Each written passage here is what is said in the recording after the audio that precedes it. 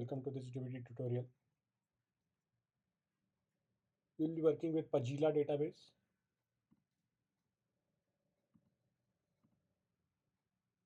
Some prerequisites for this tutorial: you'll need Postgres, pgadmin, dbt core, dbt Postgres. So let's set up Postgres first. I already have it installed,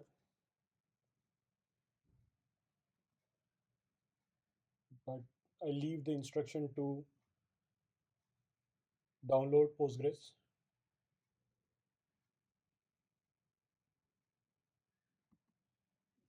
In the repository linked in the description.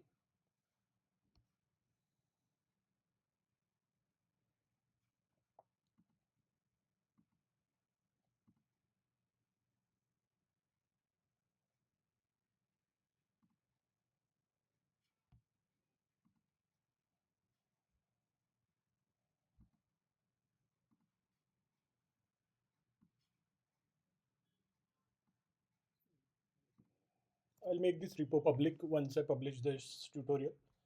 You can go to docs,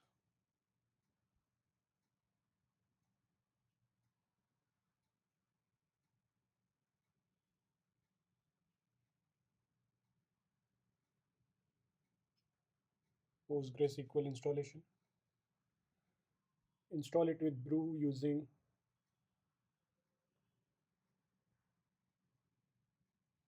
the brew install PostgreSQL 15. Link it so that we can use it like Postgres version. Just verify the installation. Let me do that as well.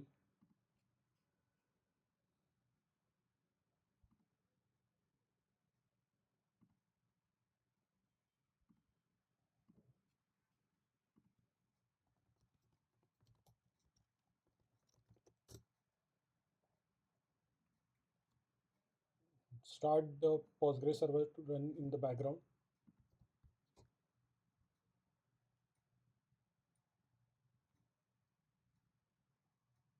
Check if the server is running.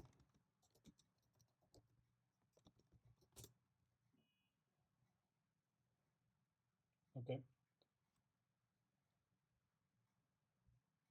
Create a new database named Pagila.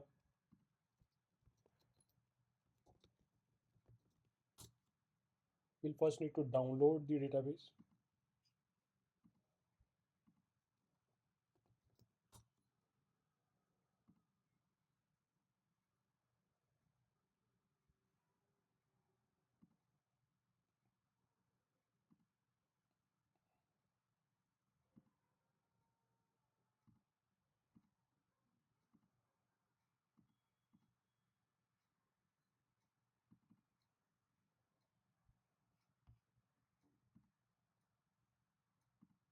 You should have it in your working directory. Let's move this under Pagila.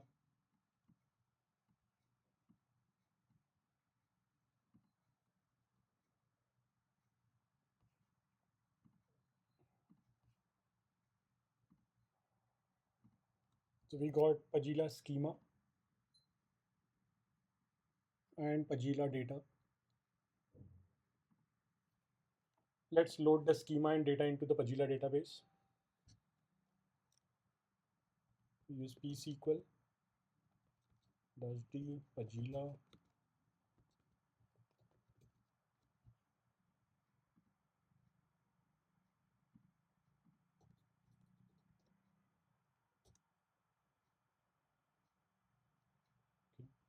psql-d Pagila-f.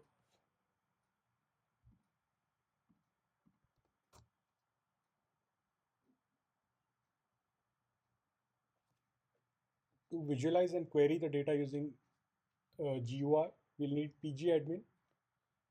I already have it installed, but you can install it using pgadmin.org. Download it for your operating system, macOS, Windows, or Linux.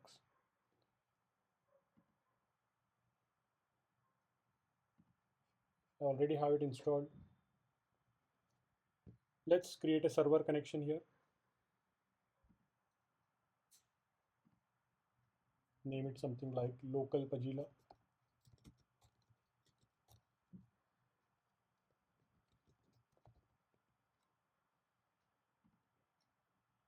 Host should be localhost 5432 maintenance database Pagila. Username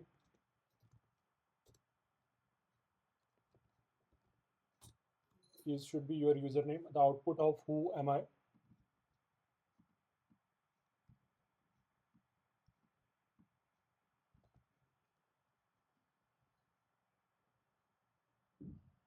Let's leave the password as blank. Save the connection.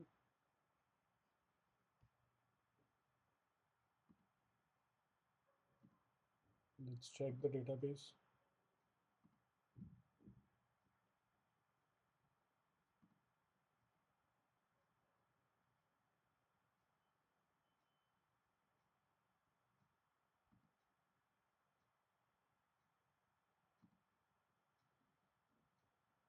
Look, if you see this, the database connection was successful and you have data loaded into the Pagila database.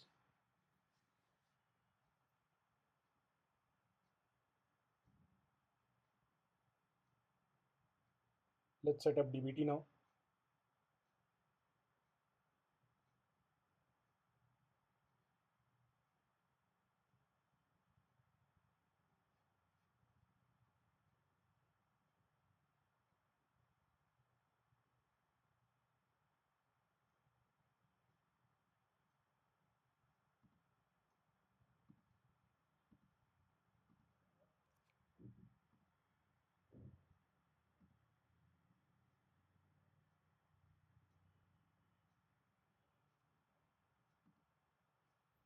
You should find instruction to set up DBT under DBT, setting up dbt.md file in docs.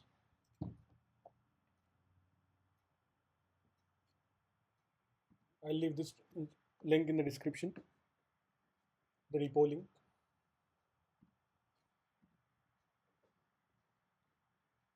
You'll need Python 3.8 or higher.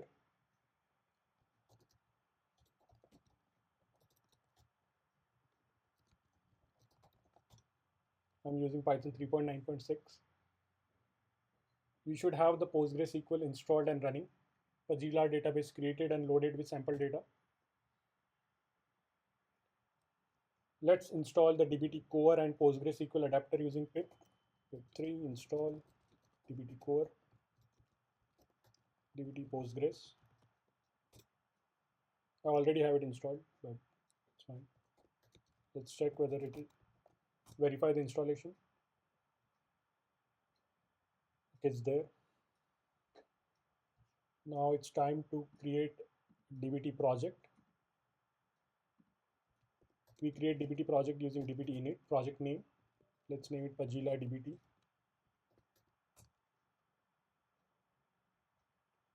You'll be prompted to select a database adapter. Choose Postgres.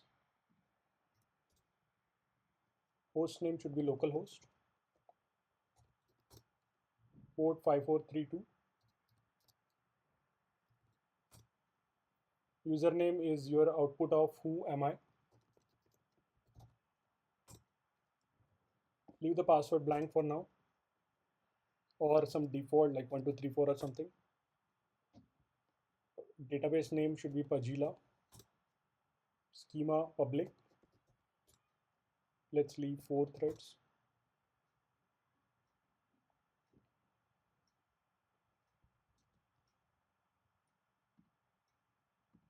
cd into the dbt project root directory.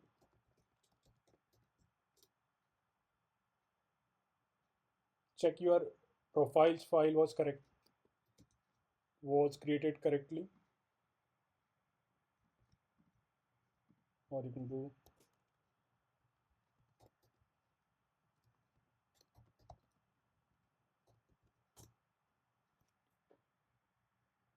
should look something like this. Move it into the root directory for easy maintenance.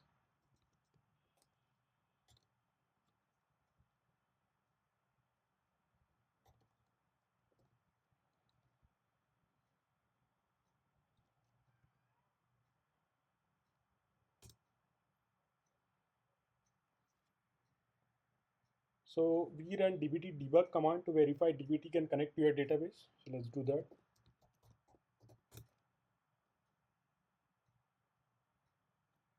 You should see all checks passing, specifically connection test OK, connection OK, and all checks passed. Your dbt project should now contain dbt project.yaml, which is project configuration models. Your SQL models go here.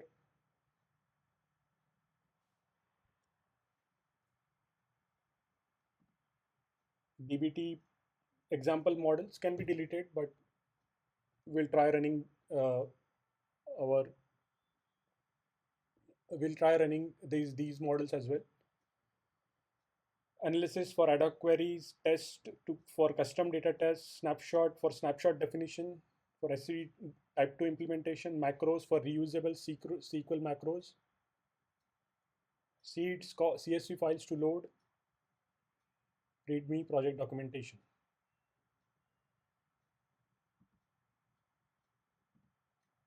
All right. So DBT comes with example models that you see here. We can run them to see if everything works correctly using dbt run command.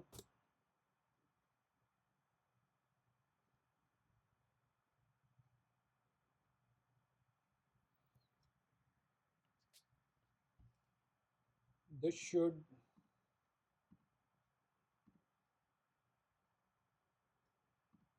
this will execute the models and create tables or views in our database. So example is materialized as view. The first dbt model is materialized as table. So let's check my first dbt model. PG admin.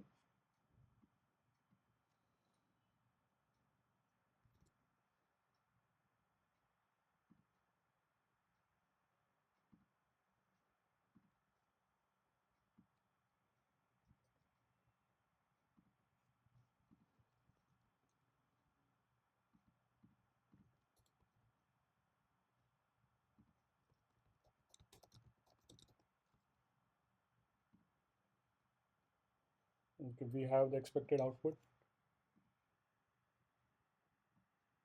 One as ID, null as ID, ID one and null.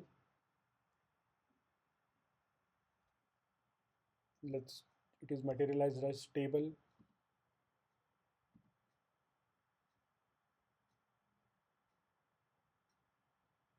The second dbt model should be materialized as view. Let's check the second dbt model.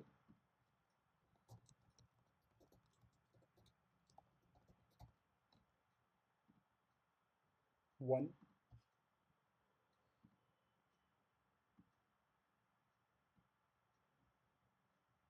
So we use the ref function to select from other model. This is part of Jinja templating language. Ref is a macro.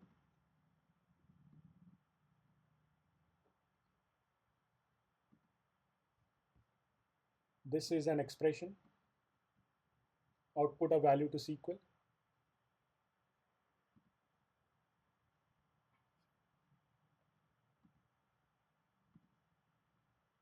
So basically ref will also work to generate a directed acyclic graph between, it will form dependencies for us. Let's test the models to ensure data quality. Run dbt test. This should fail for now, but that is expected.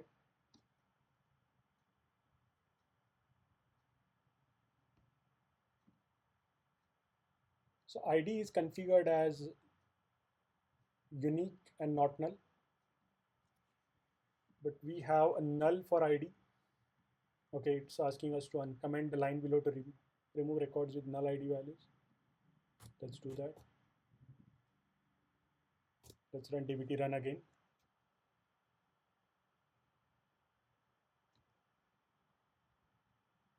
Dbt test should work successfully now. Yeah.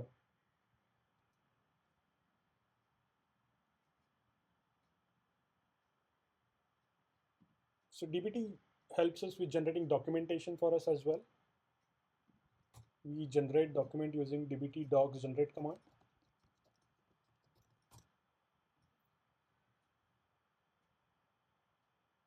And serve the documentation using dbt docs serve.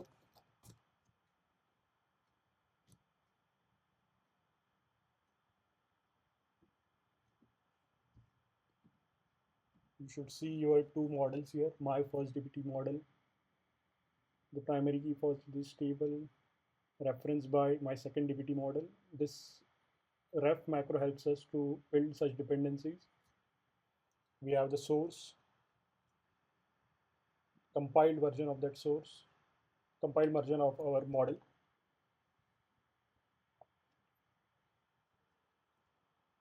We have the second dbt model, source and compiled. We have the lineage graph as well.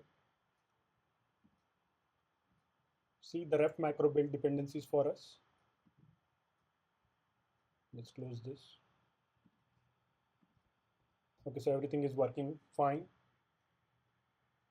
We can safely remove the example models.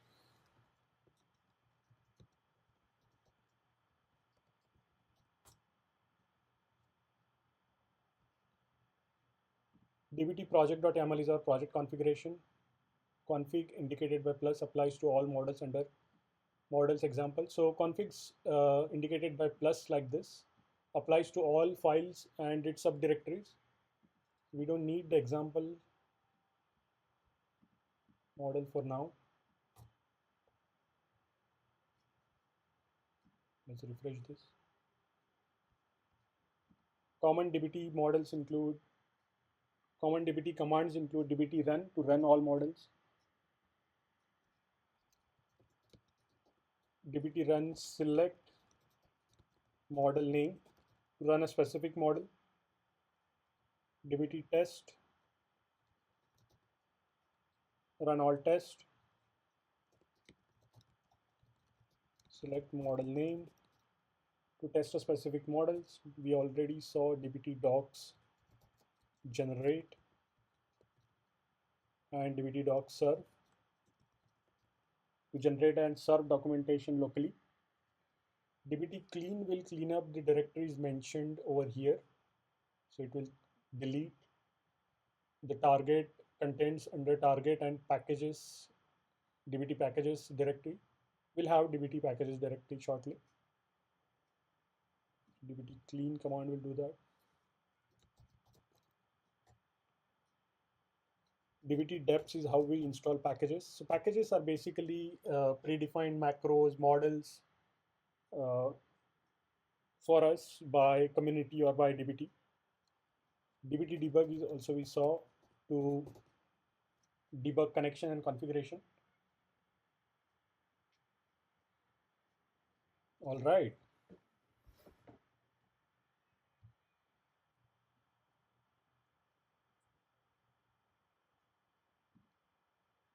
Let's build some raw model.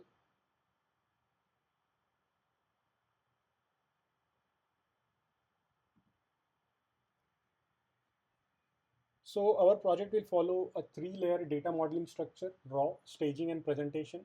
Each layer serves a specific purpose in the data transformation pipeline.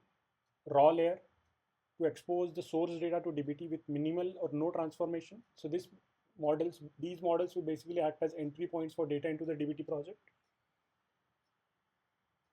Let's build some raw models. We'll go into the models directory where our SQL files will live. Let's create a new directory here.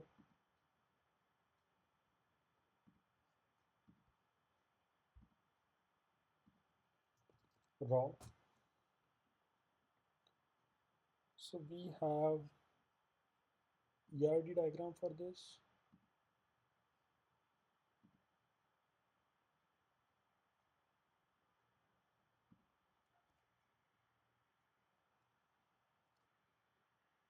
We have country, city, address, staff, language, film, category, actor, store, customer, inventory, film category, film actor, rental, some payments tables.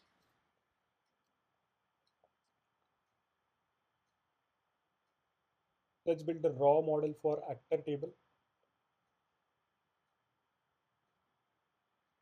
We have four columns for this: actor ID, primary key for this, first name, and last update.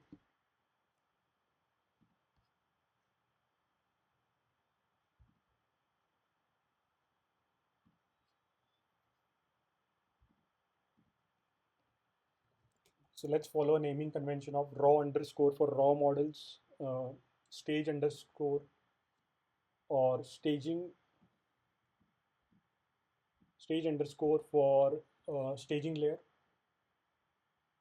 and inc incremental for incremental models. So let's build a raw factor.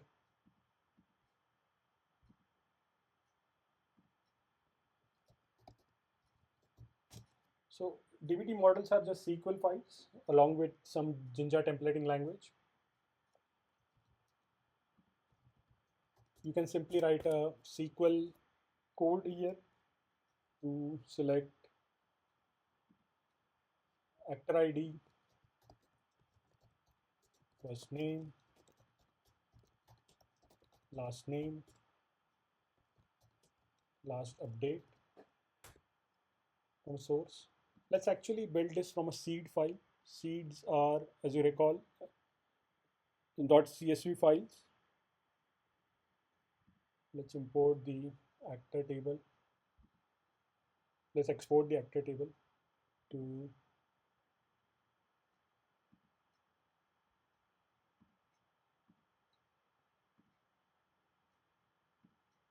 seeds.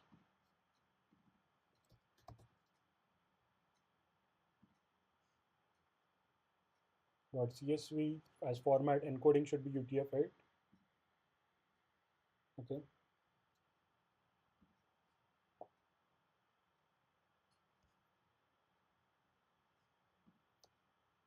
Once we have the seed file, we can just it's best practice to define configuration for this seed file, and we define the project level configuration under dbt project.yaml. Seed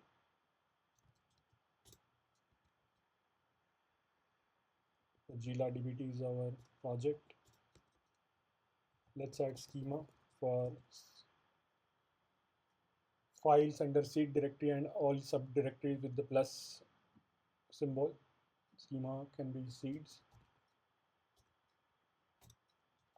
Tags is how we organize dbt projects.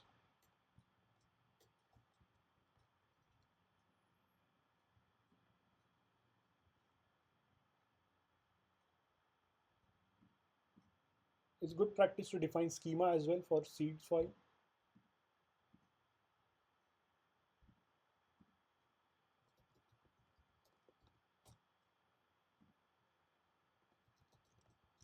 Version 2, seeds,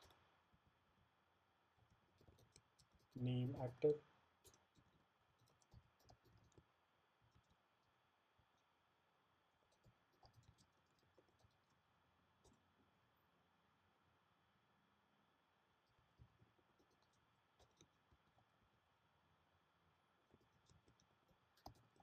Actor ID.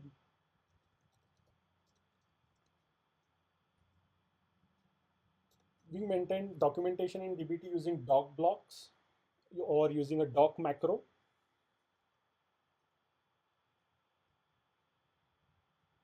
Let's do Jinja expression.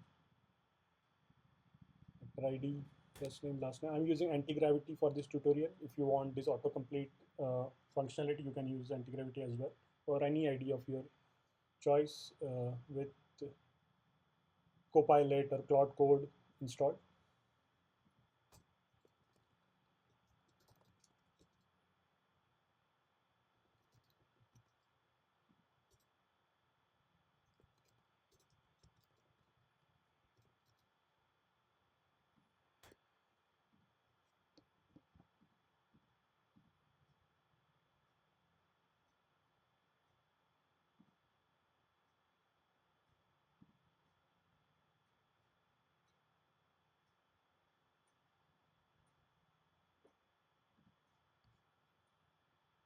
Let's actually enforce this config, this schema.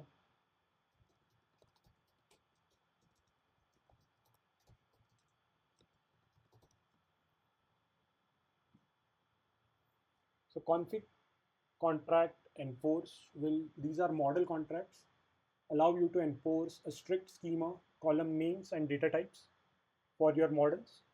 If the SQL output doesn't match the YAML definition, the build will fail. For this to work, you need the data type defined. Let's define these docs as well. Under models, let's create a new directory, docs.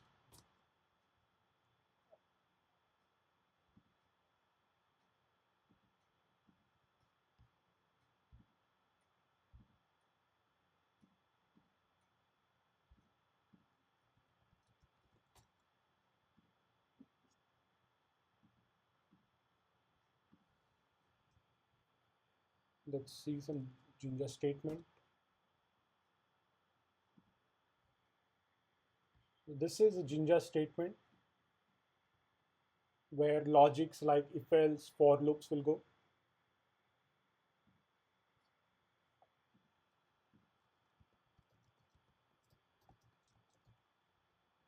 Actor ID, actor ID.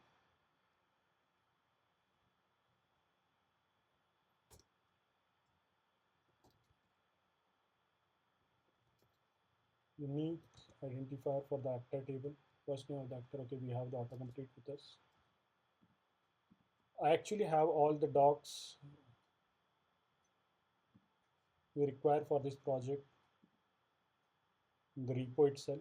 I'm just going to copy all of them so we don't end up.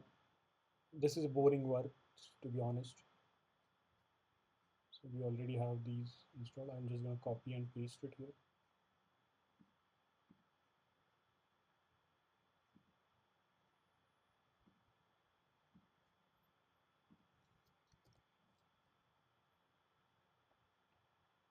For all the documentation we need for this project, the doc blocks.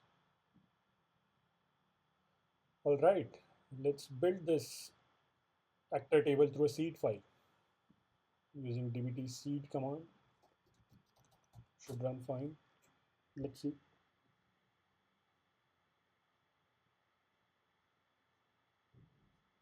So actor depends on source pagila.actor. Right, so we are not taking it from a source, we're using. So you can reference the seed tables using the ref macro.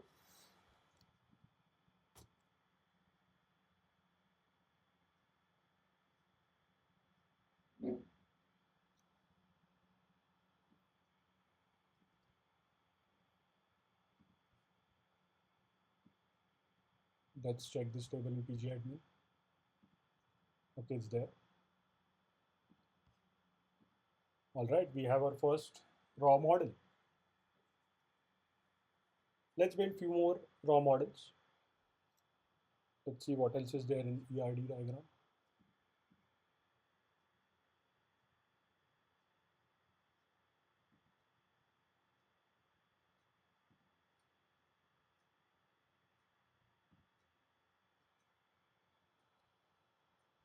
Country, city, address, staff, language, category. Let's build a customer model. Customer ID with primary key, store ID as foreign key, address ID as foreign key, store ID as foreign key for store table. Yes. Address ID as foreign key for address table, I believe. Should be.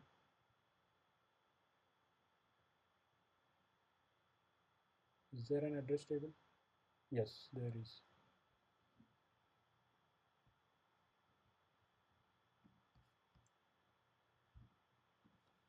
We follow our naming convention. Build as raw customer dot SQL. Select.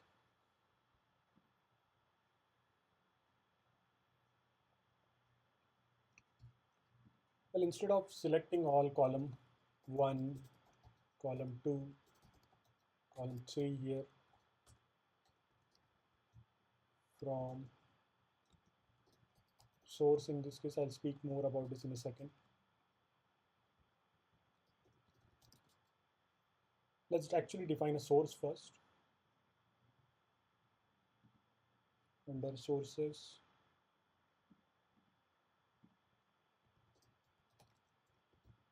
sources.yaml file.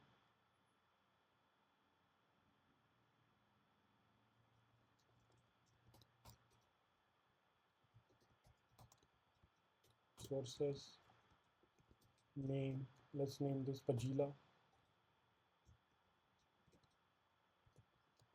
Database should be Pagila. Schema public.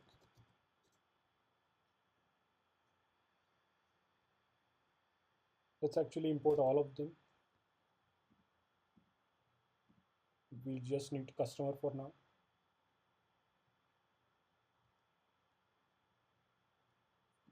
Or just import actor customer for now. We don't need the actor as well. Customer description.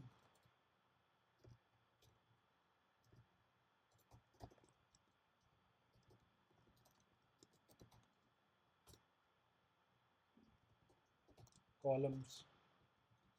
Yeah, this is the boring part here. To define all the columns.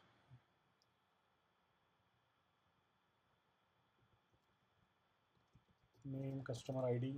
I'll use autocomplete for this probably. Description. We'll use a doc block.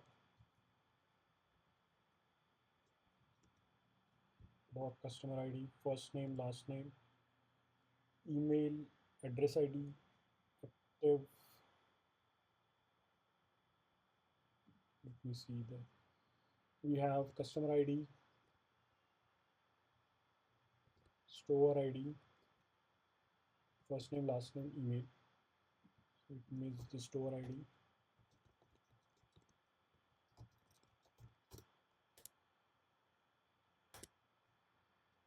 First name, last name, email, address ID, active bull.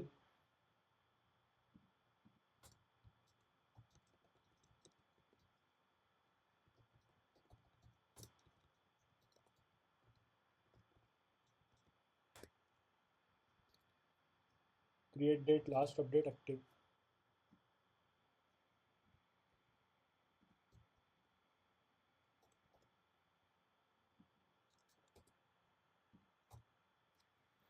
Okay, we have the source ready.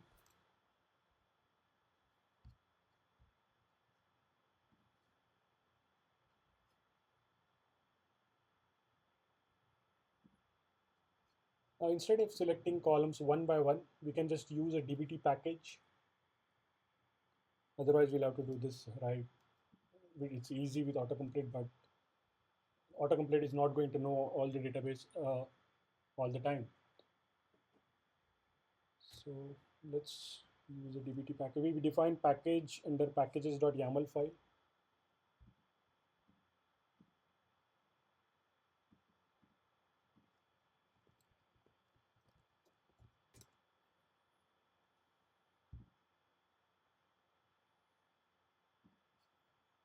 Let's use dbt utils for this.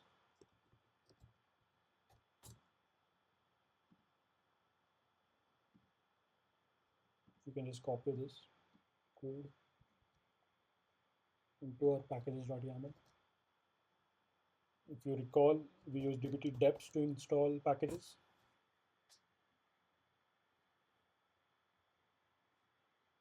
Okay, they're there now. With packages, so packages have defined macros already. Like for now, we can use the dbt utils.star macro.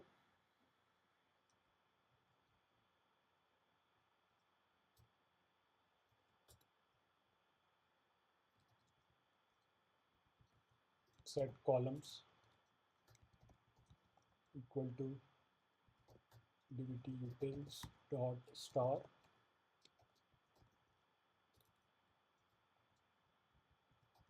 from source Pagila customer.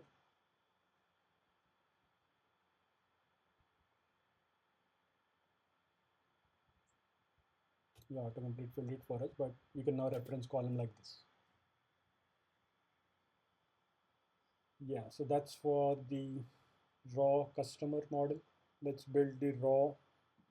Let's pick another model.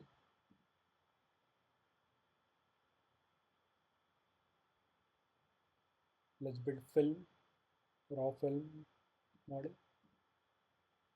We'll do the same thing.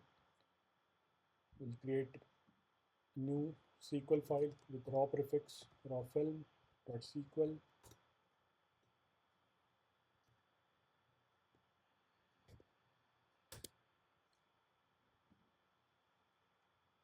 It's a lot easier now with autocomplete. We'll have to define the source for this.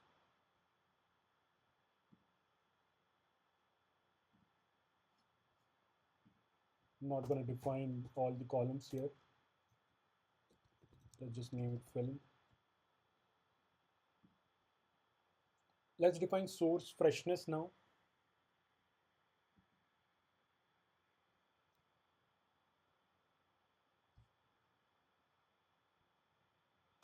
Freshness. Let's warn after.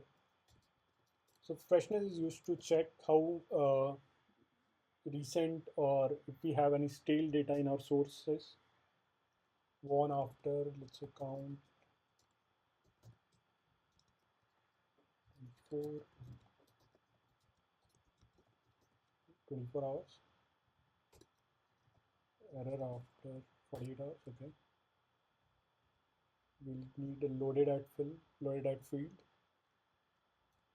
Last update, okay. We check source freshness with dbt source freshness.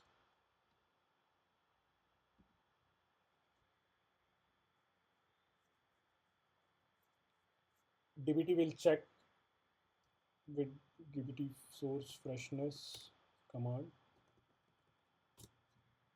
It should fail for now. dbt will check how recently your source data was updated by looking at specific timestamp column like last update in this case. This is configured in, it depends on, okay, doc active bull. Miss the active bull. Let's add the active bull here.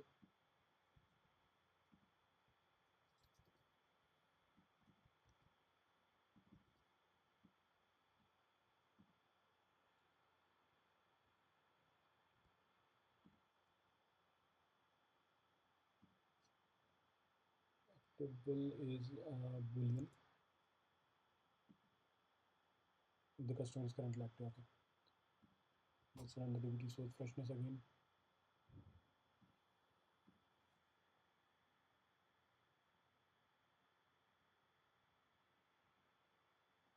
Okay, it's complaining us about stale data in our customer and fill. This is because Pagila database is old and last update. Let's see the max value of last update.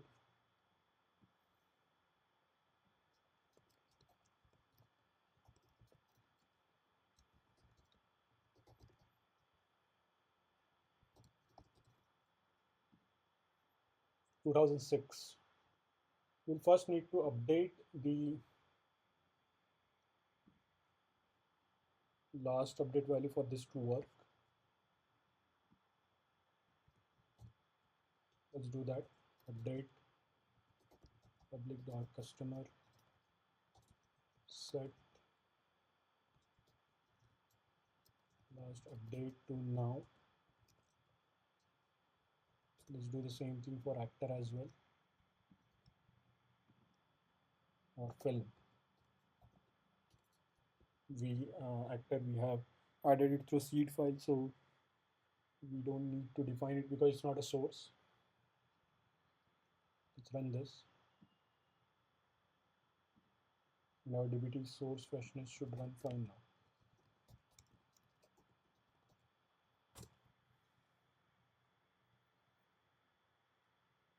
Okay. Let's define one more raw model to really nail this. Let's see what else we can add. Rental, how about rental?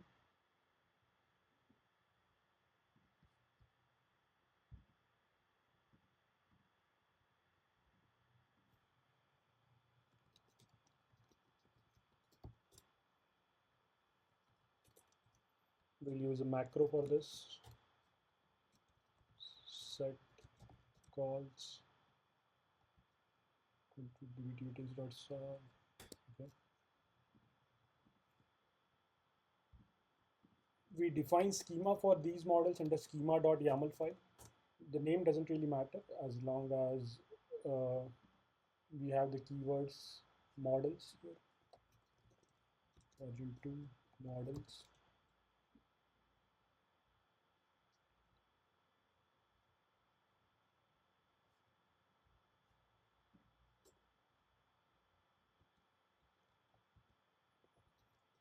Name raw actor.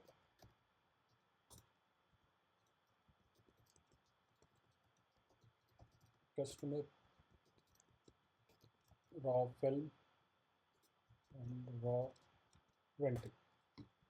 These are our 4 models. We can define description as well.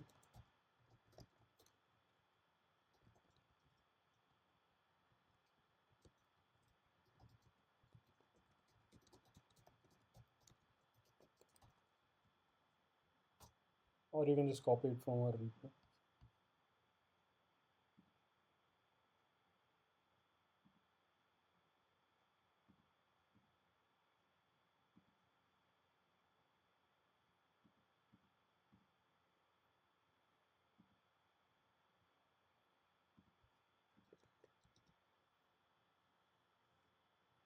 All right.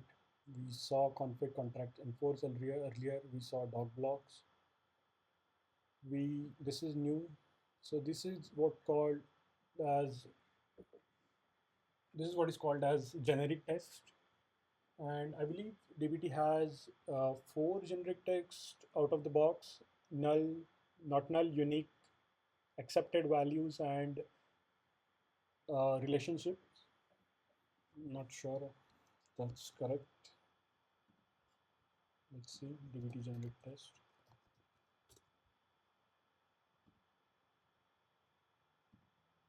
Unique, not null, accepted, and relationship. Okay. This will basically enforce uniqueness and not null check for the actor ID column, which is a primary key.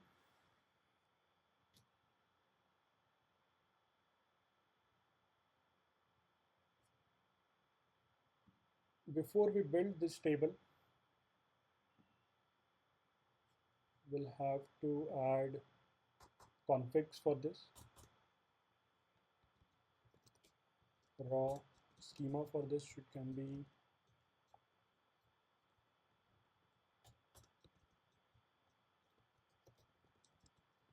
raw.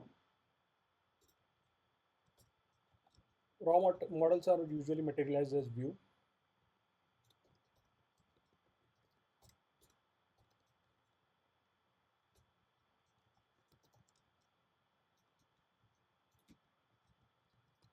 Raw.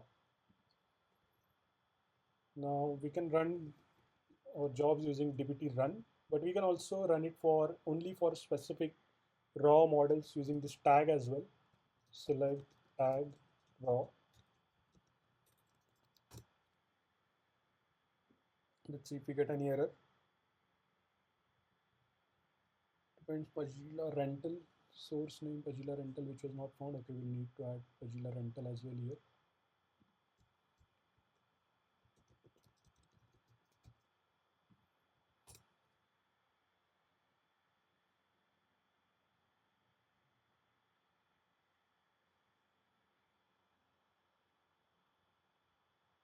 Error in the model. Oh, all right. When we exported it, it did not have the header. Let's add an header here.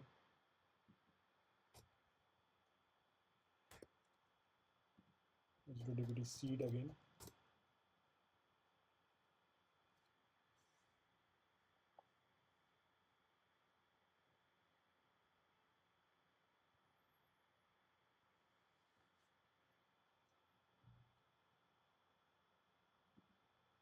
Let's see in pgadmin what's going on here.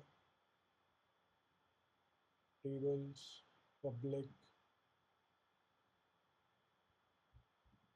Let's refresh this. Public sales, tables, active, all rows. Okay, we should delete this. Let's drop this table. Sorry about that. Let's run dbt seed again. Okay, let's run our raw models.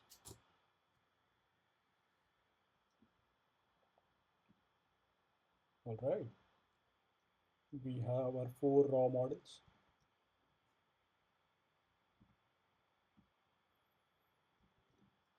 Let's check them in pgadmin.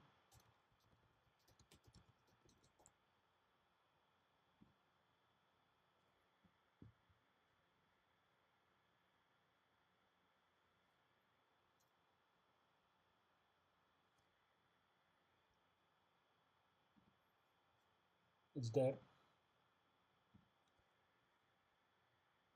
Let's build some staging models, and before we do staging model, let's do a quick intro to Jinja.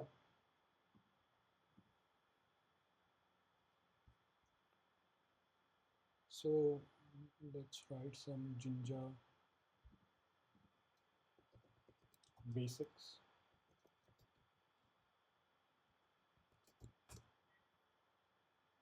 SQL.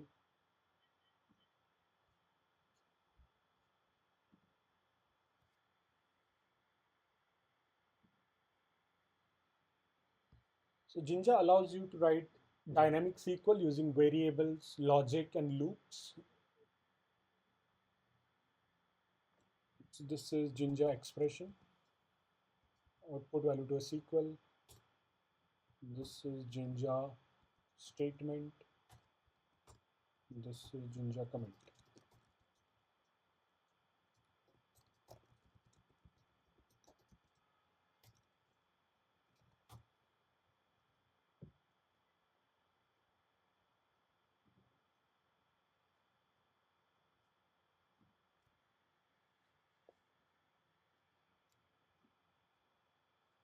Let's run setting and using variables.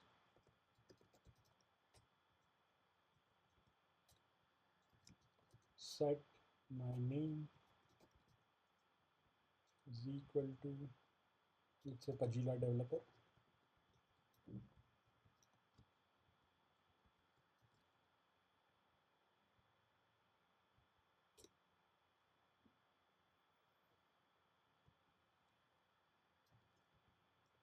Set my age to, let's say, 30.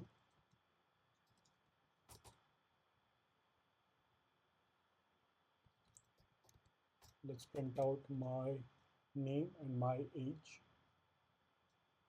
So to reference this variable, we'll add for string my name under quotes as name,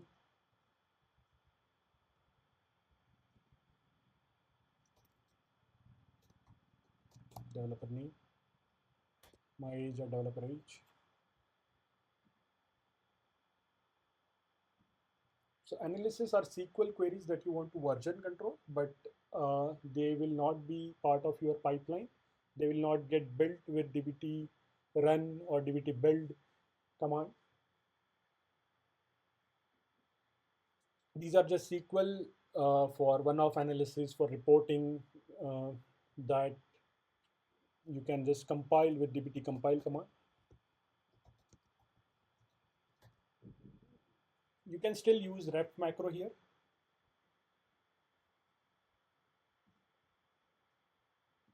Dbt compile, Jinja basics.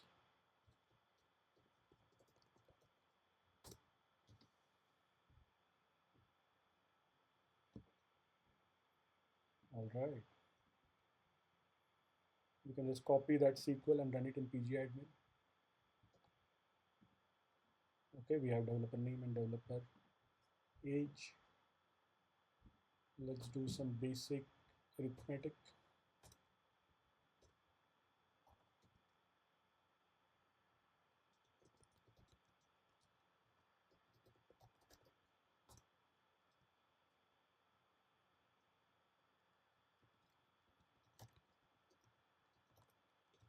Future age as my age plus 5.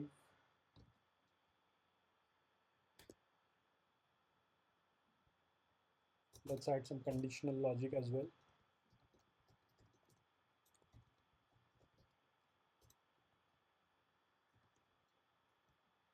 Set is weekend is equal to false.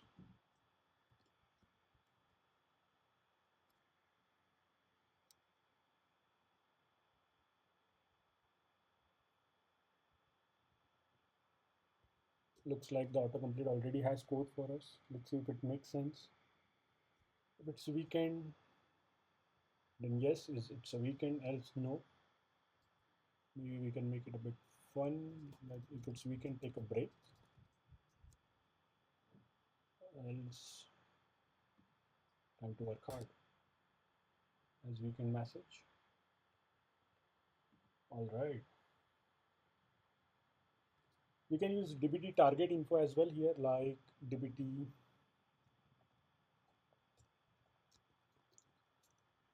target.name as current environment.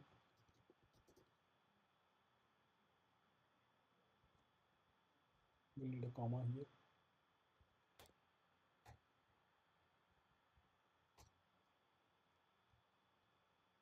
Target.schema as current schema.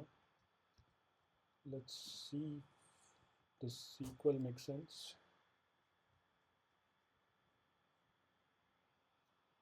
You can run dbt compile, select this SQL. We don't need comma here.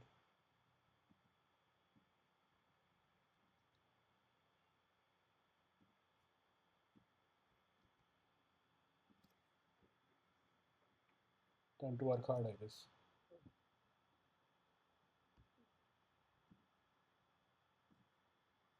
All right. Okay, it's Friday today, so as weekend, if we make it true,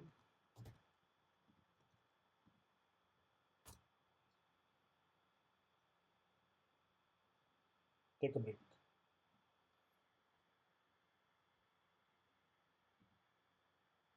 Let's see some advanced concept in Jinja as well, like Jinja, the for loop, let's say.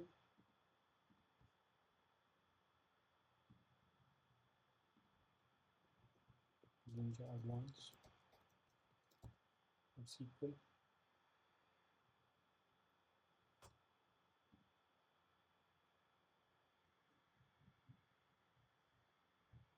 Let's for rating set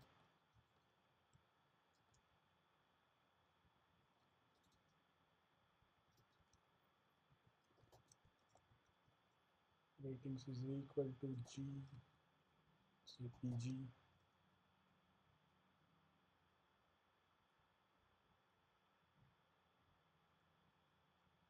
Let's actually write code, not rely on autocomplete all the time.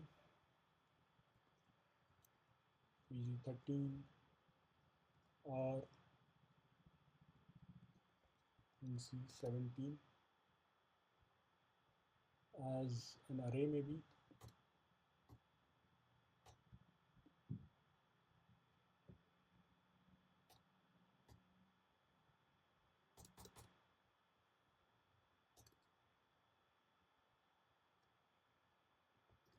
With film data as, let's define a CT. So we won't be able to build dependency in our directed acyclic graph that we saw earlier with my first DBT model and my second DBT model with these analysis queries, but we can still reference our raw model using ref macro. Rating count star as film count from ref raw film, let's say.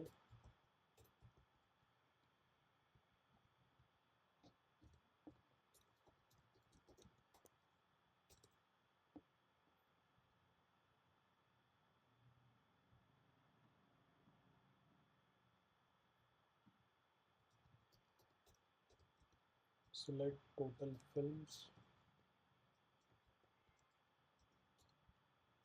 as metric, and let's loop through ratings array using for loop.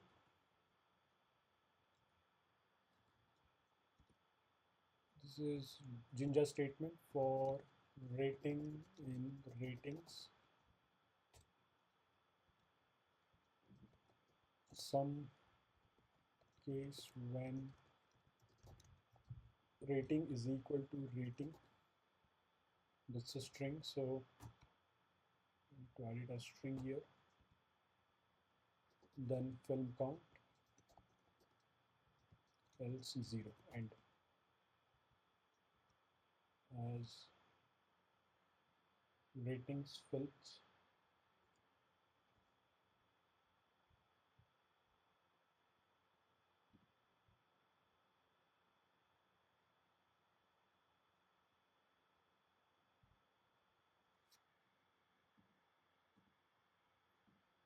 And for from film data, let's compile this.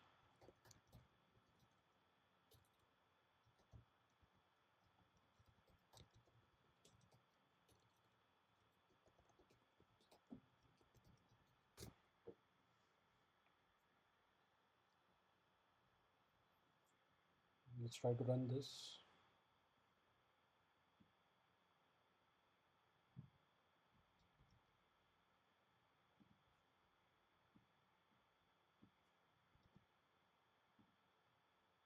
Okay, we have an error with film data as we are defining CT here.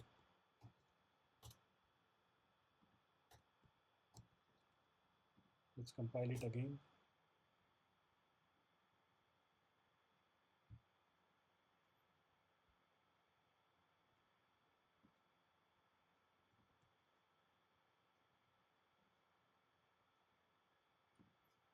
Let's run it in pgadmin. We have another error. Okay, this comma is not expected here.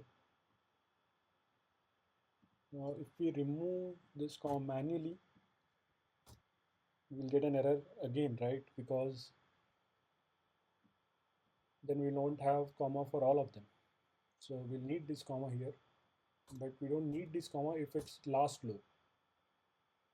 So let's say if not loop.last. So if it's not last loop, then add a comma, else don't add a comma. Let's compile this.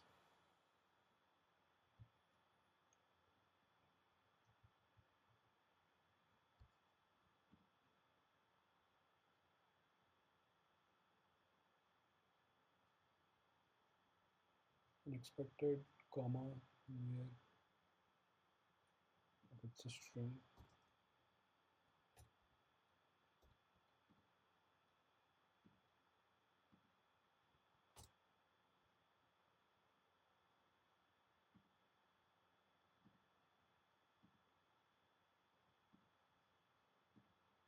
All right.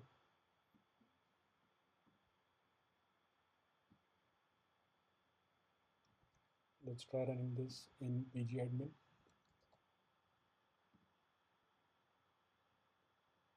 pg13 film syntax error at or near. We'll need that in lowercase, I believe. As ratings count rating utilize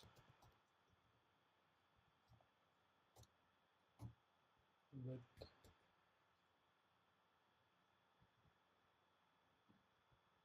let's should be fine now. Fingers crossed.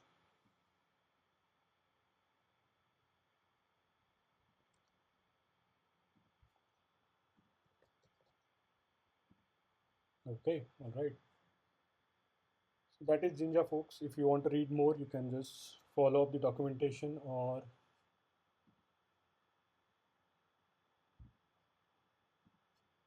Jinja,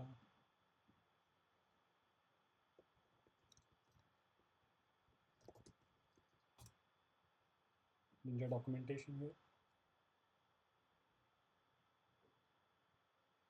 Start with basics maybe.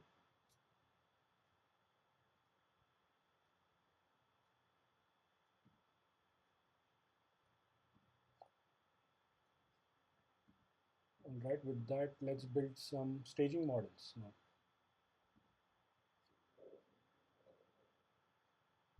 Let's have another separate directory for staging models.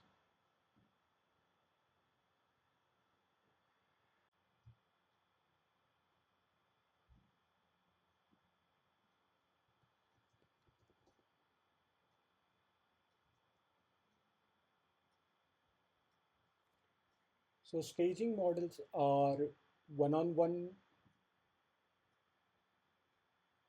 Staging models have one-on-one relationship with raw models. So the purpose of staging model is to clean and prepare raw data for use in business logic. So let's build a staging model on top of raw actor model. Let's let's have our staging model with prefix stage actors.sql.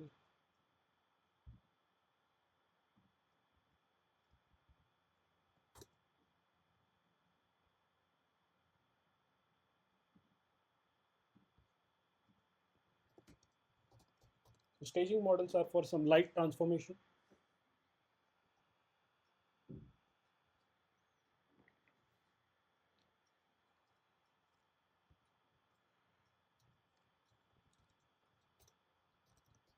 Select star from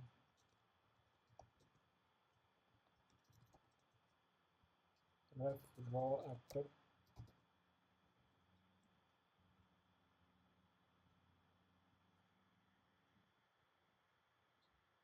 So ref macro is one of the most important function in DBT. It allows you to reference other models in your DBT project by their name rather than hard coding database and schema names. And when you use ref macro, DBT automatically builds a directed acyclic graph. Let's actually check the directed acyclic graph. Let's build this model first, and then we can check the directed acyclic graph for our project.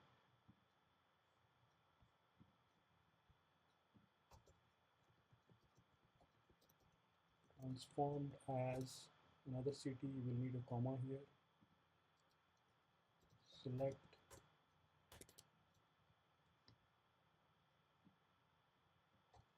actor ID. Let's standardize the first name and last name. Let's use init cap method. First name as first name, last name as last name. Concatenate name as, okay, let's do that as well. As update from source, let's start from transform.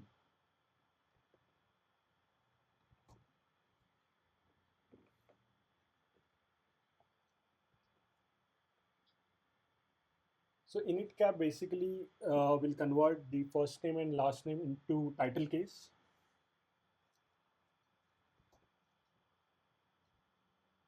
Let's see the directed acyclic graph.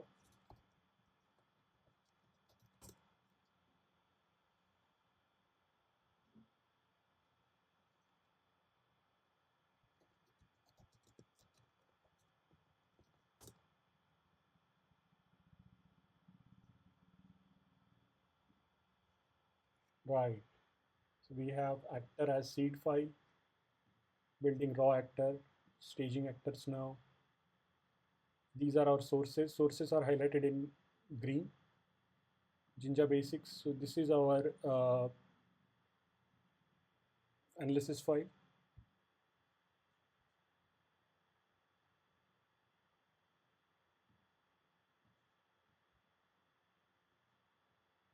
Yeah.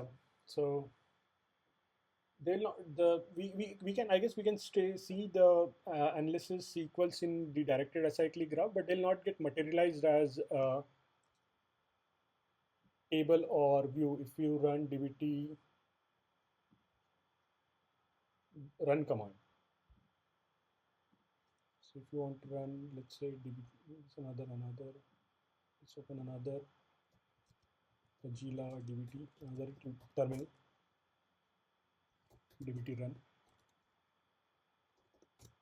You won't see Jinja Basics or Jinja Advanced here. See?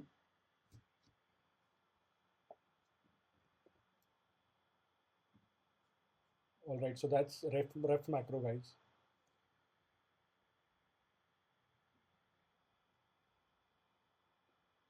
Let me close some tabs here.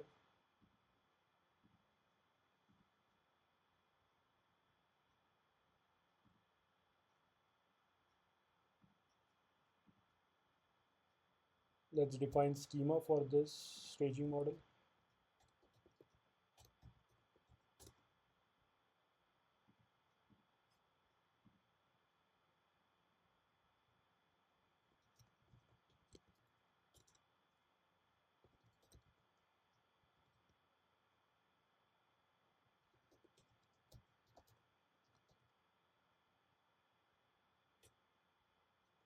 Models,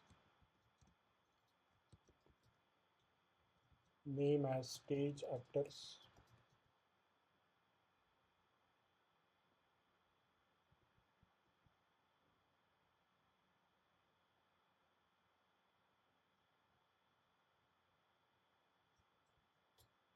Let's define a unit test for this model. Let's test our init cap function using unit tests. Let's name this test as stage actors, name formatting,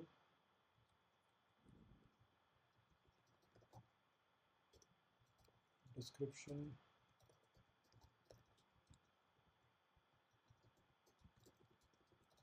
names are properly capitalized and concatenated.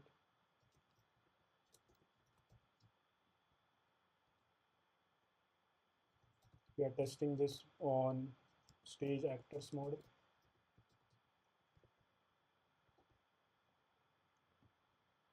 We'll need staging models as table.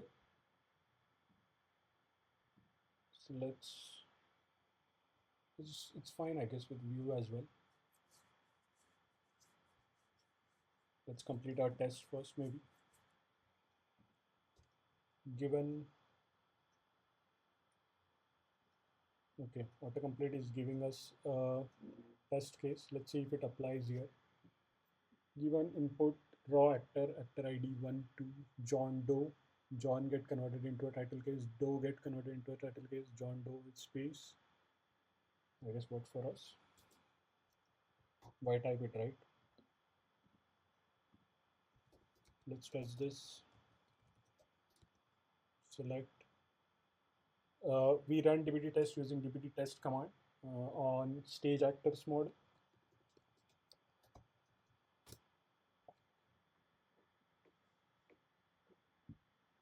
Okay, it's completed successfully.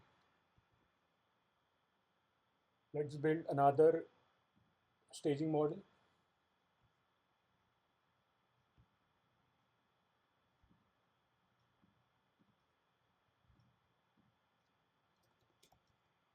Maybe on customers.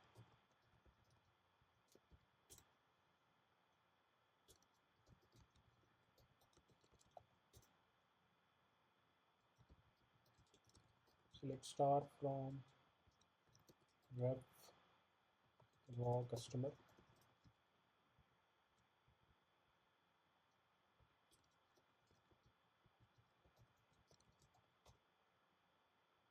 Select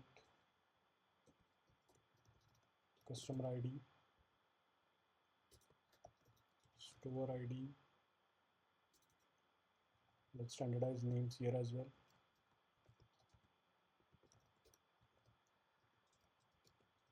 Need cap first name,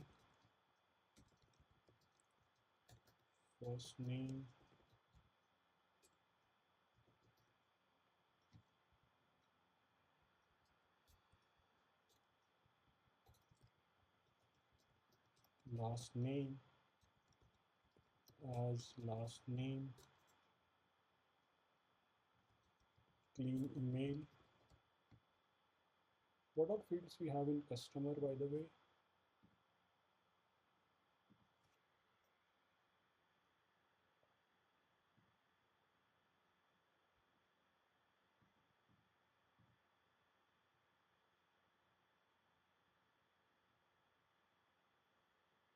We have customer ID, store ID, first name, last name, email, address ID. Okay, we have email next.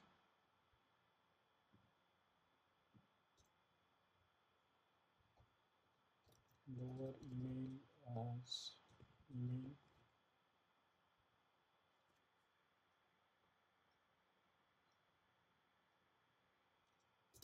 Let's split the email into two parts.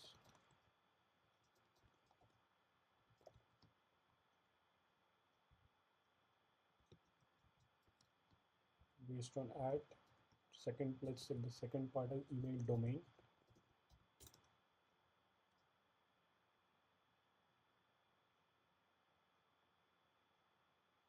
Let's consolidate the active status, and the active is, let's see what is it. Active is active bool is boolean. Active is an integer. Okay, so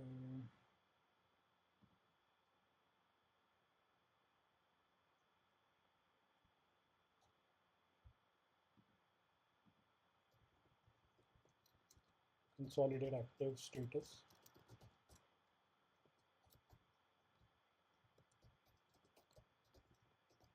Active bool, we'll need to convert active into boolean.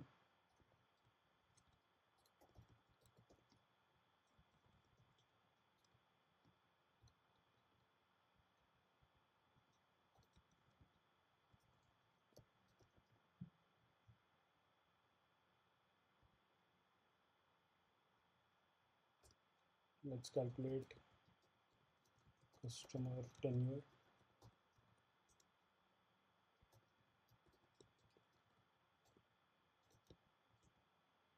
Current date minus, is there a current date? No, right? So current date will give us the current date. Let's create date is a timestamp though, right? Create date is also a date. Okay. Create date as customer tenure days. Then we have, okay, autocomplete is annoying at sometimes. Address ID, create date, last update from source.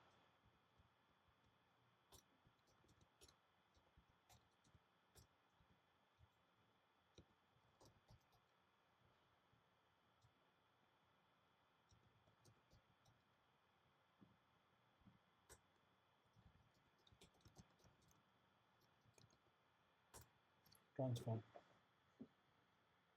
Okay, our second staging model is ready. I'm just going to make all these staging models as table. We can do that in here. The autocomplete is giving us something. Let's accept that maybe. Staging and build on top of it. Table. So let's materialize all our staging model as table.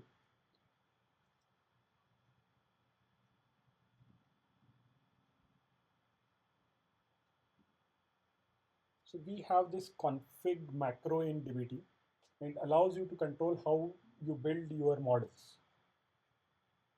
In the model file, add this at the top of your SQL file, config macro, materialized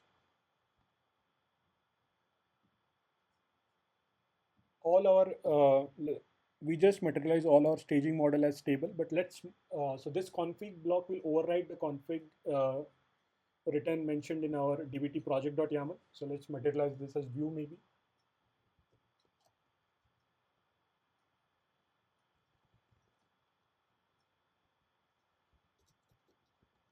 Schema can be staging.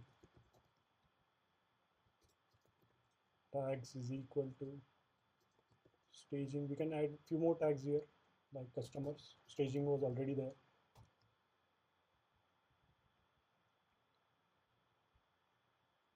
And it's time to introduce a macros into this workflow. So instead of cleaning emails with lower trim, we can add a clean email macro to this maybe. Let's build that macro first.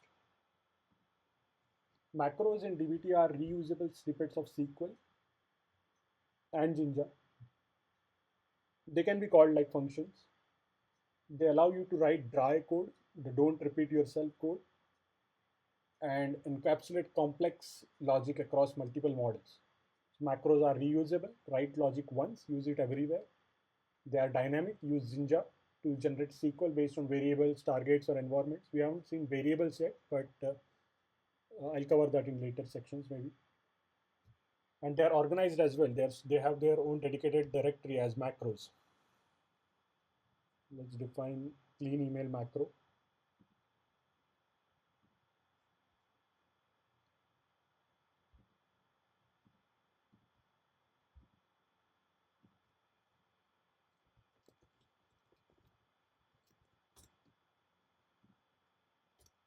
Macros are defined with a keyword macro.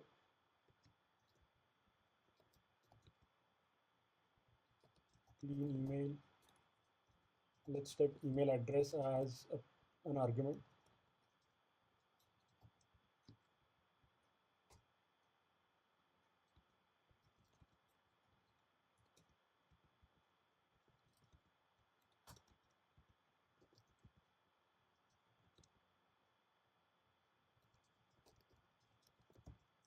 Is valid email address.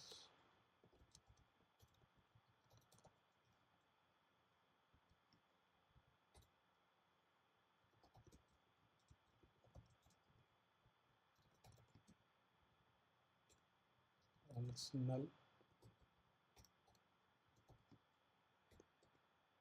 Let's define another macro to check if it's a valid email.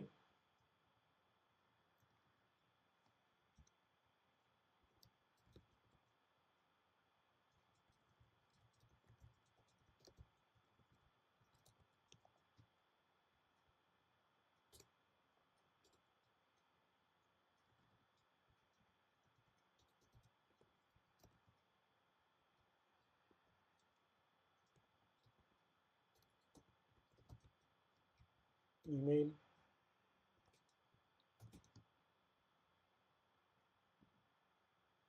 We'll use a case insensitive regular expression. I'm just going to copy the regular expression here.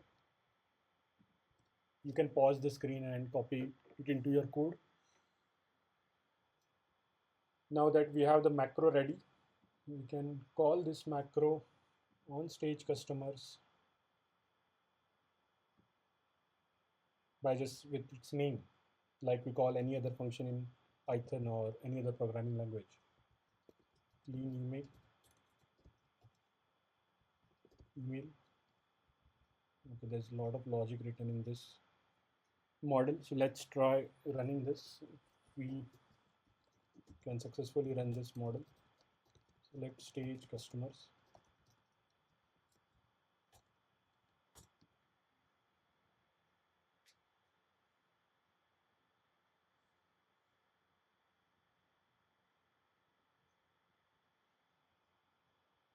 Doesn't exist. Operator doesn't exist. Let's see the macro again.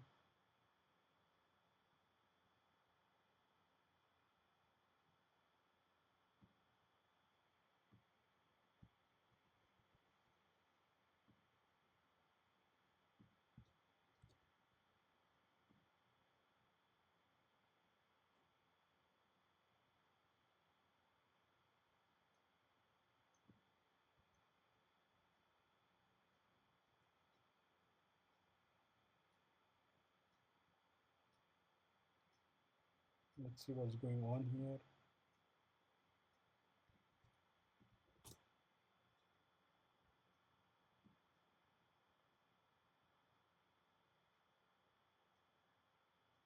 should work.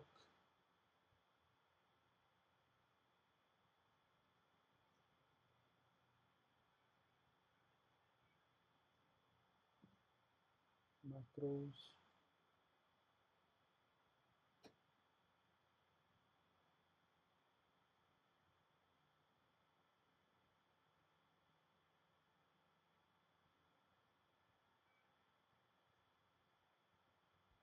Email address. Email address.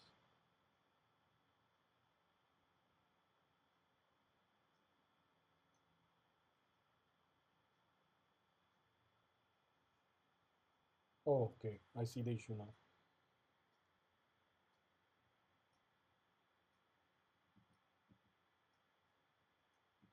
We added email address here and check for email. Yeah, it should run fine now. All right. We have our second staging model.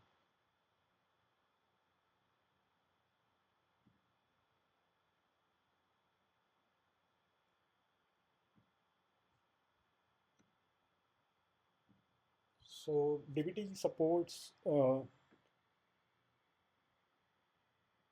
materialization as table, view, ephemeral model. Ephemeral is not technically a model. It is used as CT. So ephemeral models are created not as tables or views, but instead as they are interpolated as CTs in downstream models. Let's learn this with an example.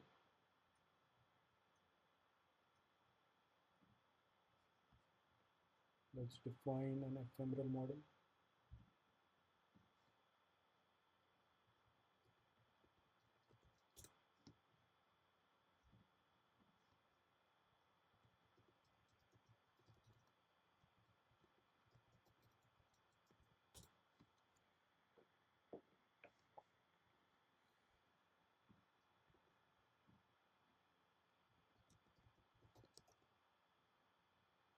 We'll have to materialize this in config as ephemeral.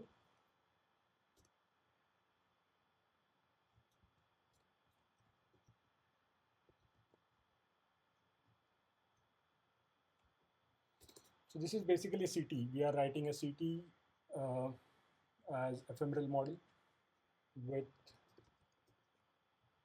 customers as, we can write the whole code again. We can just copy the code from our repo. We are here to run ephemeral model, not SQL.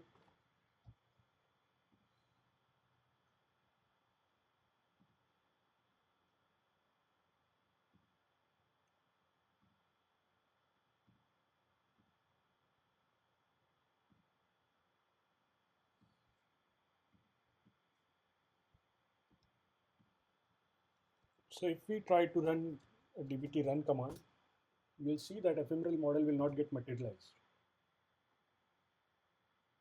We don't see EPH customer enriched here. Let's see if we can see it in dbt docs. Generate.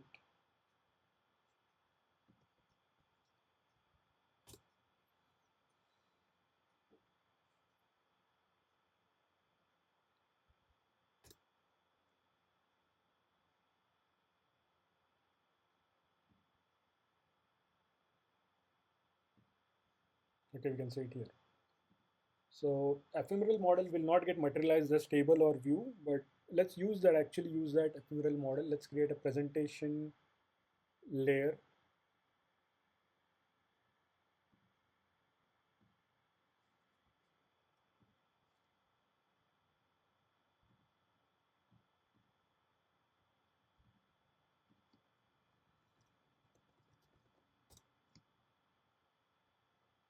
Let's name our presentation model as dim customers. Let's equal.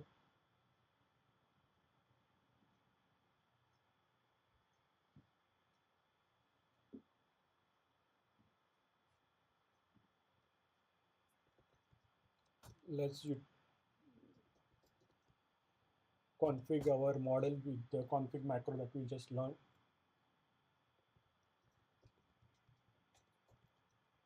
Materialized as table. Let's actually materialize all the models in presentation as table after this.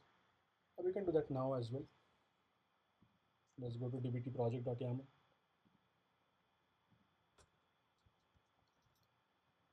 Presentation all, yeah, okay.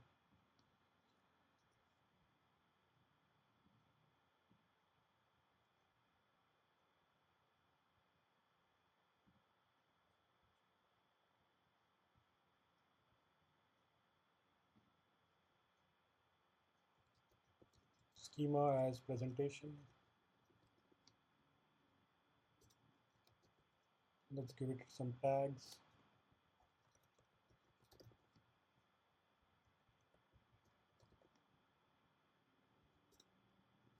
Alias as customer dimensions maybe.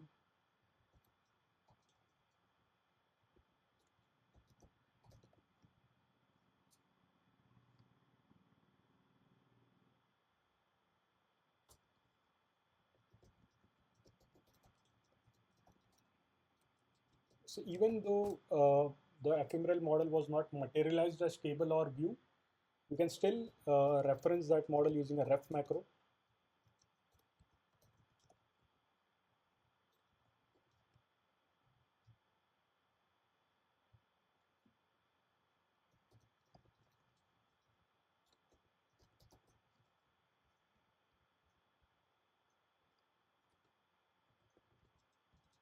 Final as select customer ID, store ID,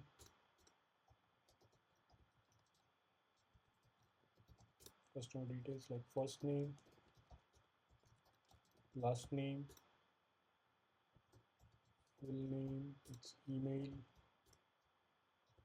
email domain is active, tenure that we just defined in our staging model, tenure category, create date.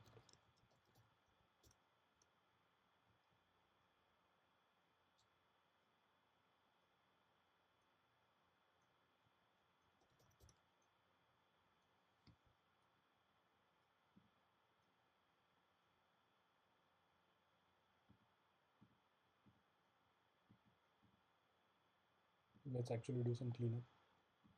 Stage customers has customer tenure day and create date.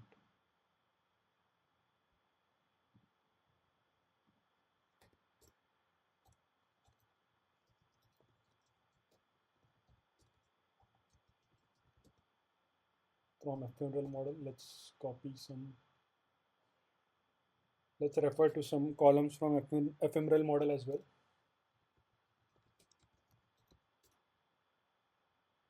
What do we have there? Tenure category and email type, yeah.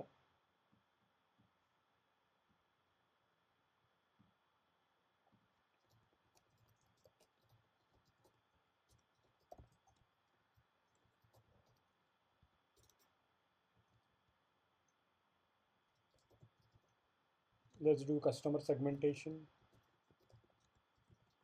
based on tenure. Case when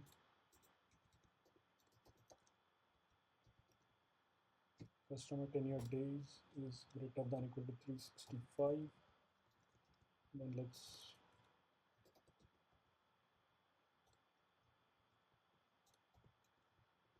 add platinum as their customer tier. When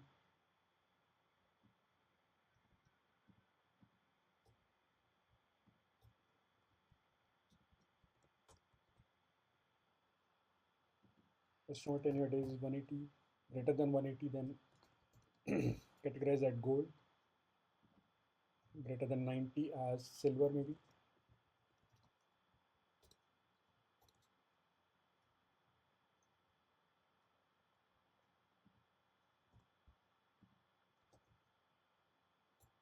else bronze, and as customer tier.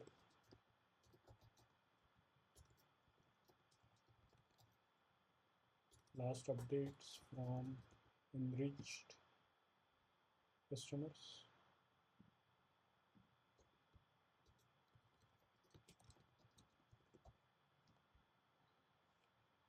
So this is basic SQL. It's time to introduce you into pre-hook and post-hook in DBT. So pre-hook is something that pre-hook is a set of SQL query or a single SQL query which will run before the model runs, and a post-hook is a SQL query that will run after the model run is complete. So similarly, we'll also have the on run start and on run end. On run start will are a set of SQL query or a single SQL query which will run before uh, any model gets triggered, and on run end will run after all the models has complete its run. It's easier to understand it with an example. So let's add, we define on run start and on run end in our dbt project.yaml file. On run start,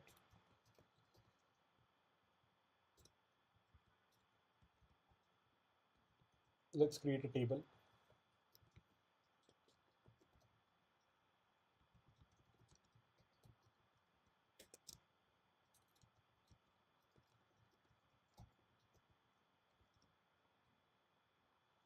.dbt run log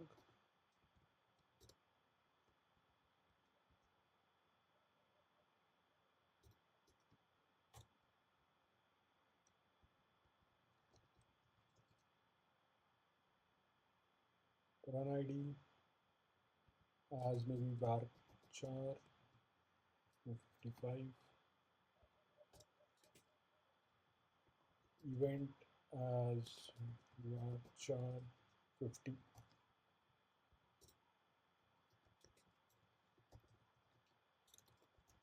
timestamp as timestamp,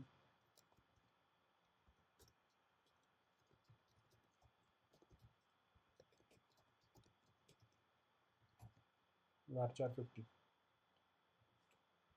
And on start of this, when the run starts, let's actually add some rows into the dbt run log.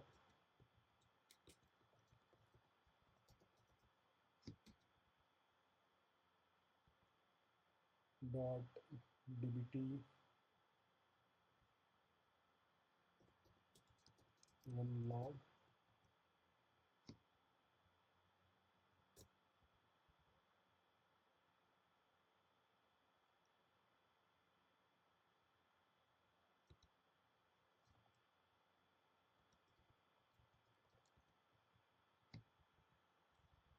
We need to add run id,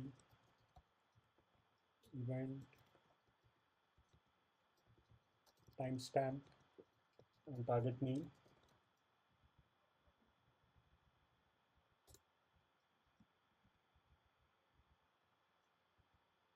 Values, we can add invocation id.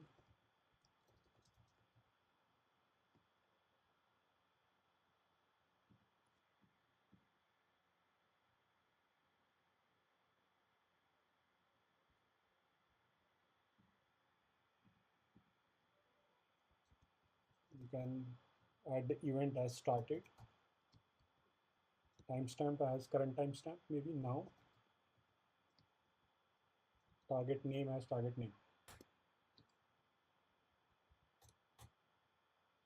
and on run end, once all models complete their run, insert into run id finished or completed maybe. Now target.name. Let's test this. dbt run, you'll see first our on run start will get executed. On run start, whether there's some issue with our final dim customer, let's fix that maybe first.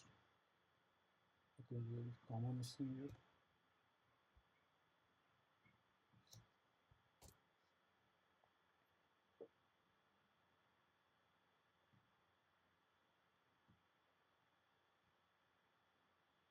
Full name does not exist.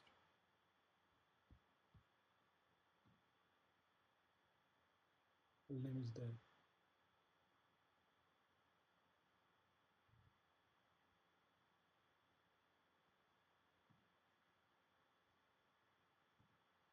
Let's actually fix the dim customers first.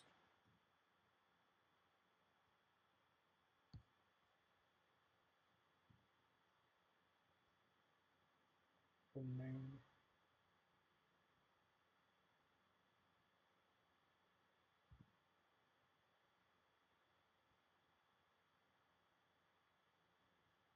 Stage customers run fine. Stage customers has, okay, we haven't added its full name here.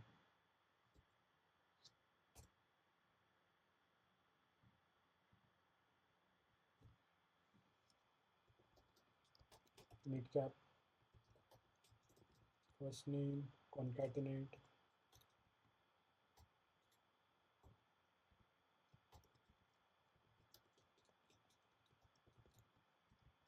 last name as full name.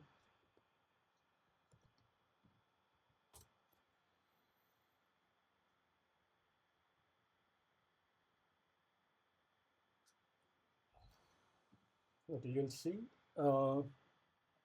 first on run start got executed here. There are two on run start SQL statements. First one, second one, and once the run got complete, the on run end got executed.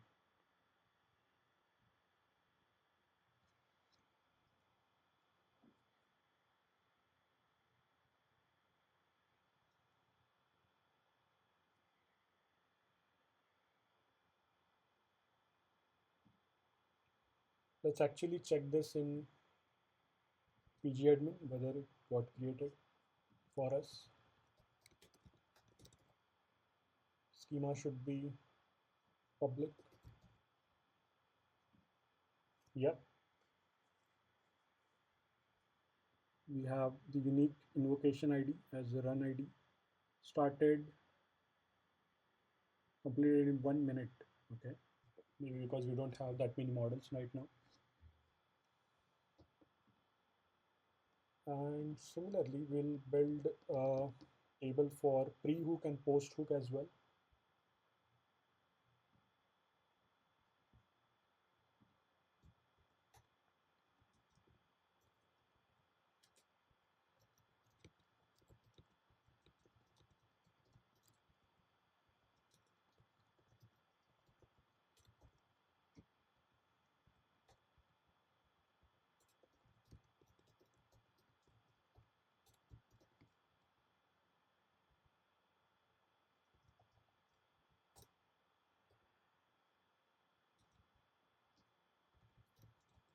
Model name as varchar 255. Okay, this autocomplete is annoying sometimes. Event as varchar 50.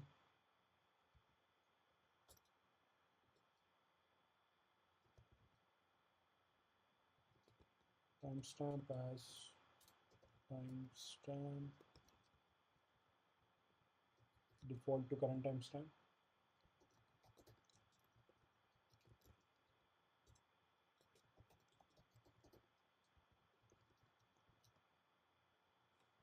Row count integer.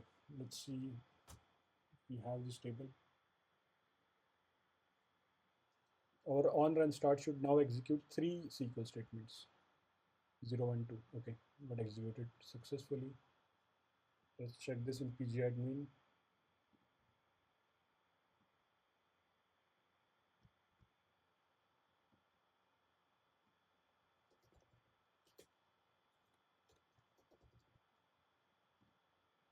Already we have our table. Let's go to dim customers.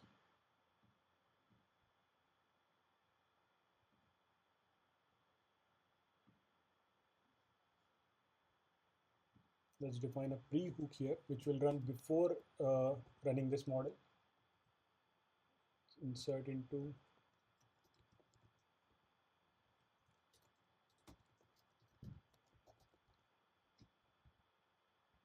model audit log, model name, event, values.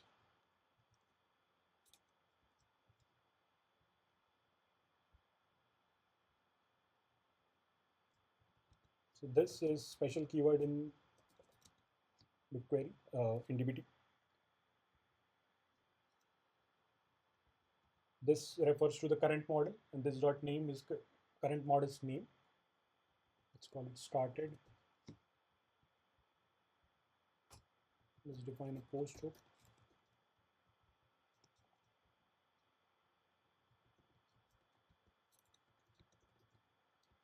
Insert into schema. Automatically gave us something.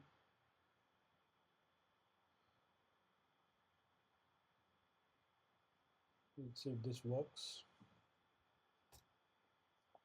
Now, before running dim customers, okay, we are getting some error here. I think in here maybe we can add select count star from this. Let's see if it works now.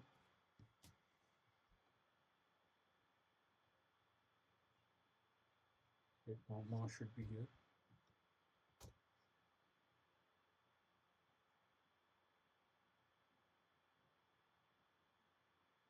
Value started, quotation should be here.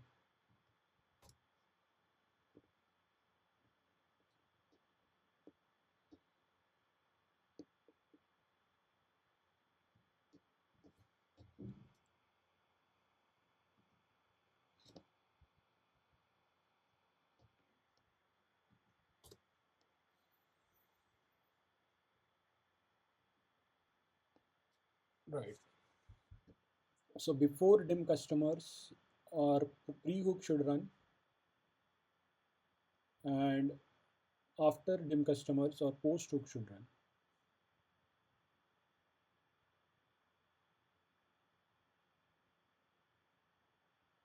Okay, SQL model created.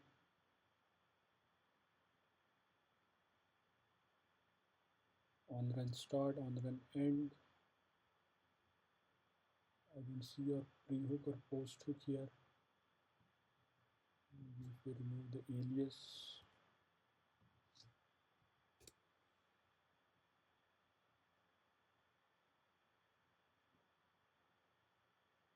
let's actually check this in pgadmin model audit log. Okay, see, our pre-hook got executed at started, row count null. Once the model run was complete, the row count got updated to 599. So that's pre-hook, post-hook, on-run start, on-run end. What else is there? Variables, we can add, we can check variables now.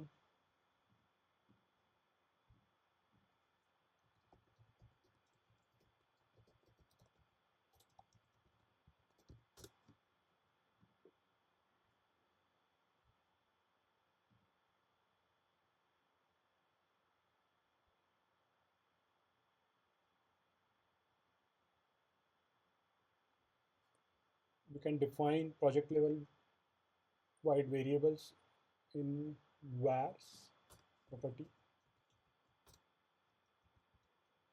Let's say API version as version 2, start date as maybe 2026, 0 to 13. Is learning mode is true. Some boolean.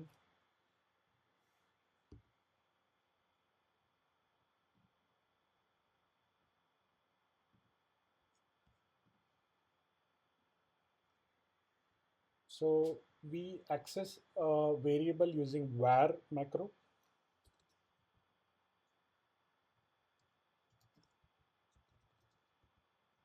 Set API is equal to var API version.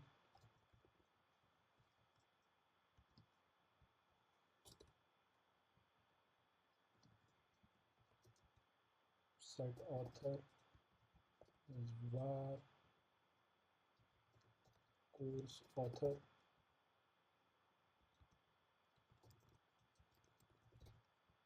Suraj Vandile, that's me. Select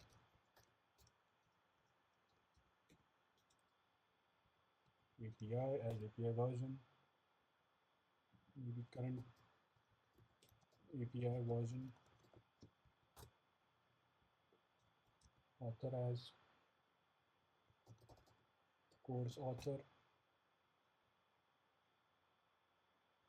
We can directly access var here using start date.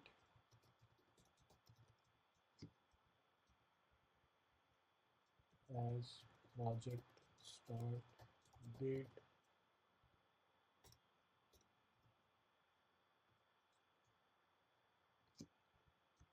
If var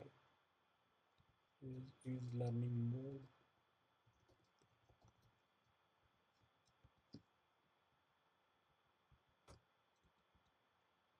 we can print out something like Jinja variables make SQL dynamic as note, else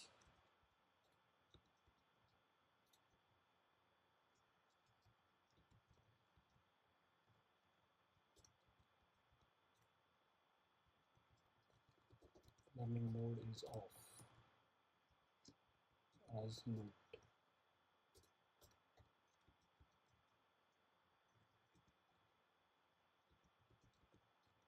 And if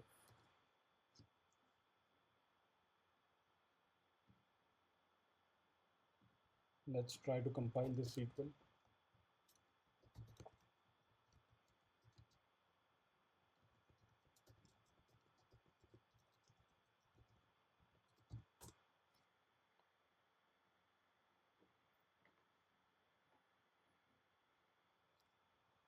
All right, let's try to run this SQL in pgadmin. So that is variable, folks. Let's try analysis queries. It's customer audit.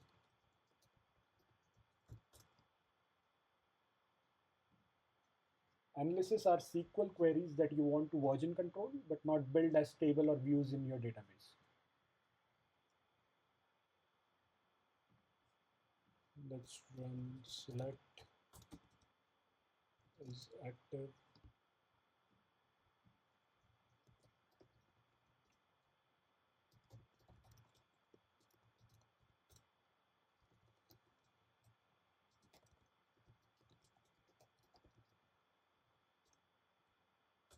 Remember, we can still use ref macro here, ref from our dimension model.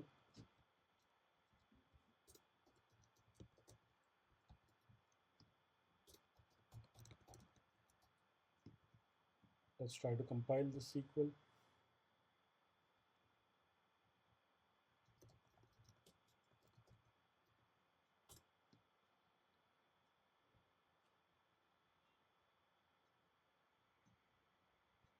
Let's see if we can run this.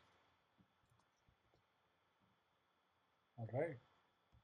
Looks like all of them are platinum tier. That's because we updated the last update to now.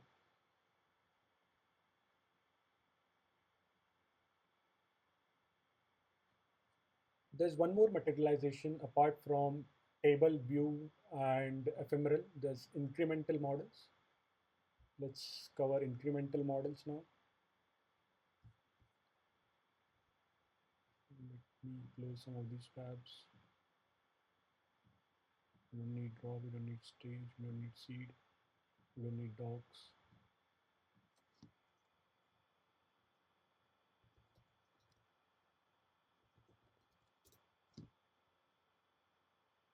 Let's build an incremental model on rental table,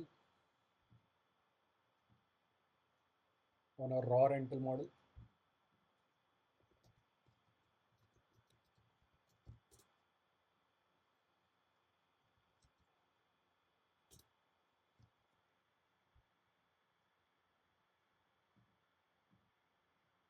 So incremental models allow you to process only new or changed data instead of rebuilding the table from scratch on every run.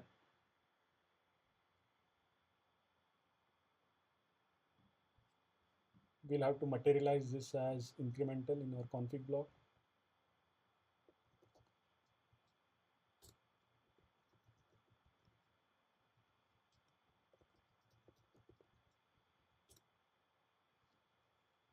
Unique key as rental ID, schema as incremental,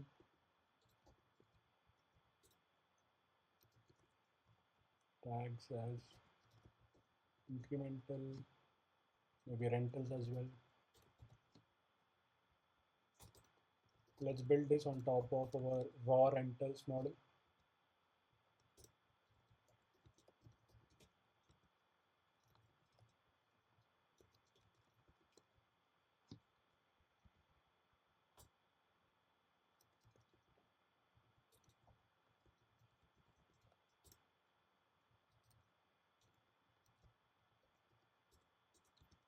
Select rental ID, rental date, inventory ID, customer ID, staff ID, last update,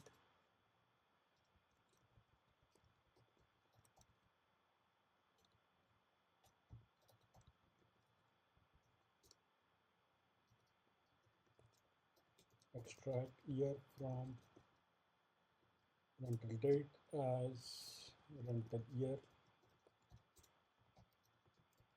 extract month from rental date as rental month, extract day from rental date as rental day,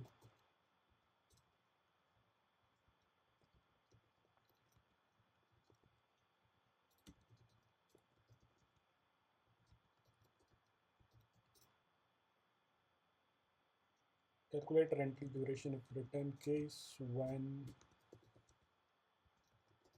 return date is not null. So the customer has returned the film, then extract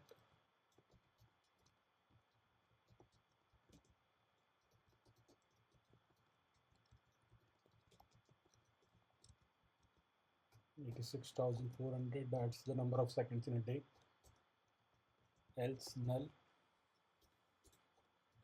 and as rental duration days, flag for unreturned rentals, case when return date is null, then true, is false,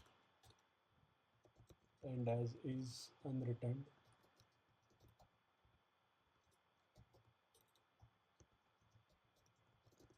processing timestamp as current timestamp as processed at from source. So here we'll use the incremental macro. If incremental, then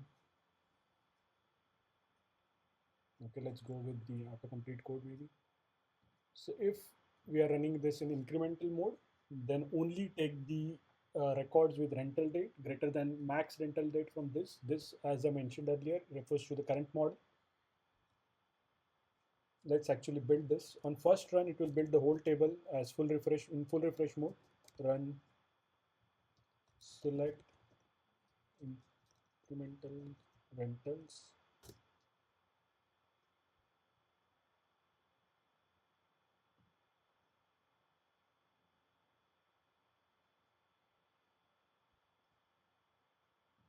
Forgot the comma again.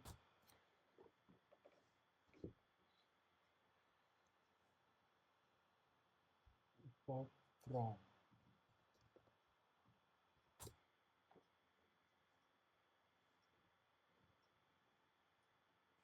All right. Let's calculate the number of rows here.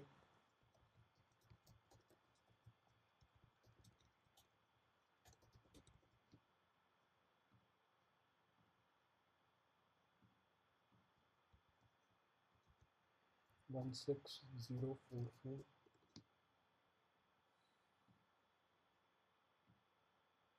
Let's actually insert a new record into the rentals table.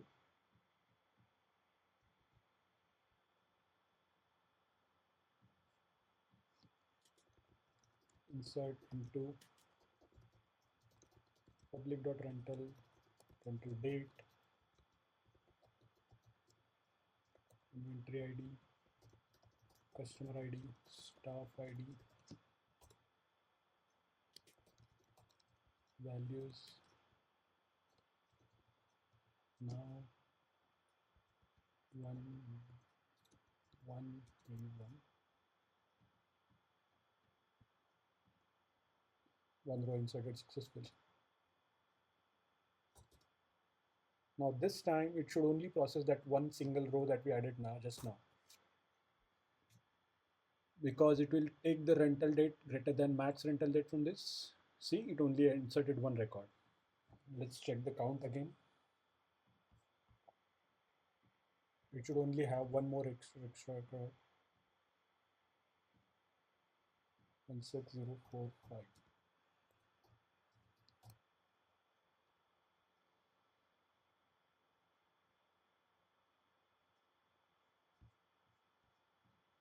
Let's actually check the incremental model to see rental ID, rental date. Both records should exist. Processed at only one record. Let's check actually. Rental date descending.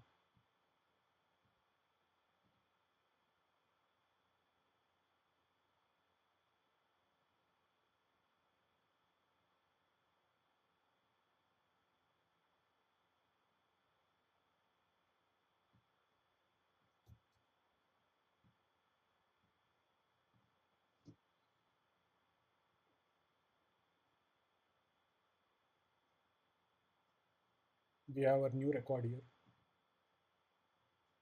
Only the new record is there, as well as the other columns. So only the new record got inserted into the table. We can bypass this if you want to still build the whole table again. We can run dbt run select incremental rentals, full refresh. This should build the whole table in a full refresh mode. So it should have 16045 rows again, not our.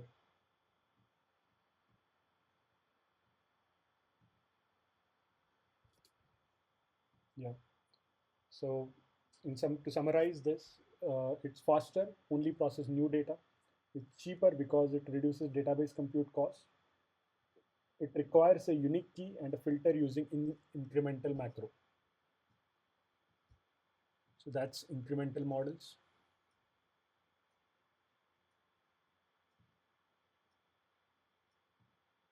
Incremental presentation, raw, seeds.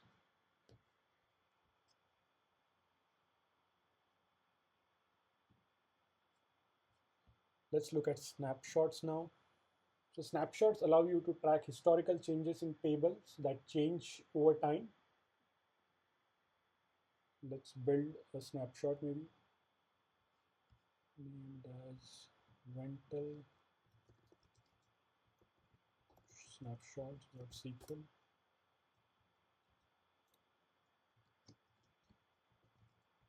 Snapshot.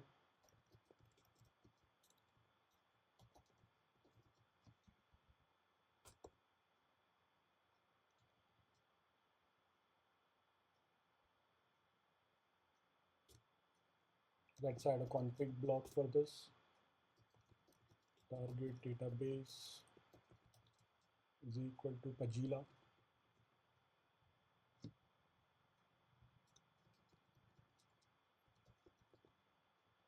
Snapshots.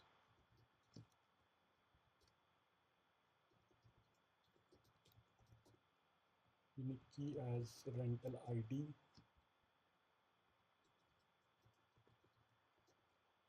Strategy timestamp. There's a again check strategy as well, but timestamp is the most popular. Updated at last update. Select star from source Agila rental and snapshot.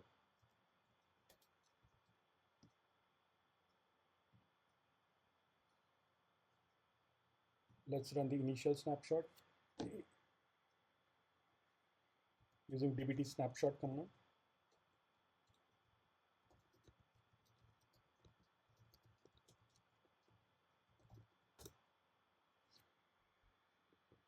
Observe dbt will create whole.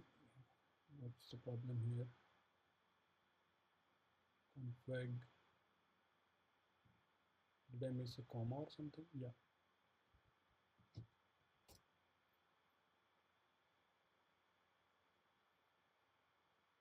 Yep. So observe how it created the table and copies all current data. Now let's add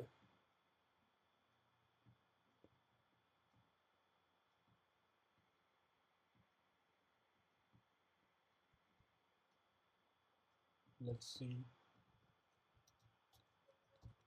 the snapshot data.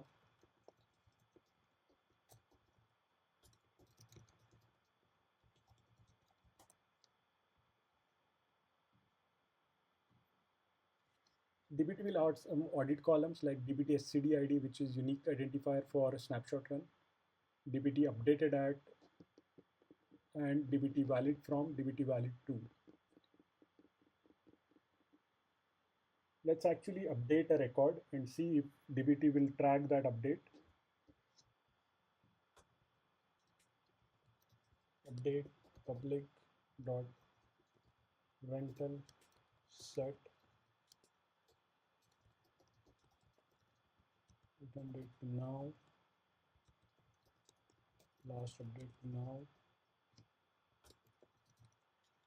where rental id is equal to 1.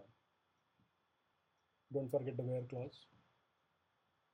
Okay, it only updated one record, which is expected. Now let's run the snapshot again.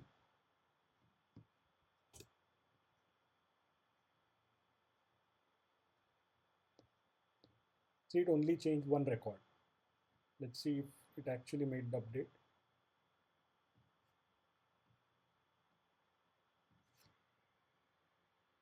We have two records. The first record got archived to dbt valid to as current date. And this is our new record with return date as current date and last update date as current date.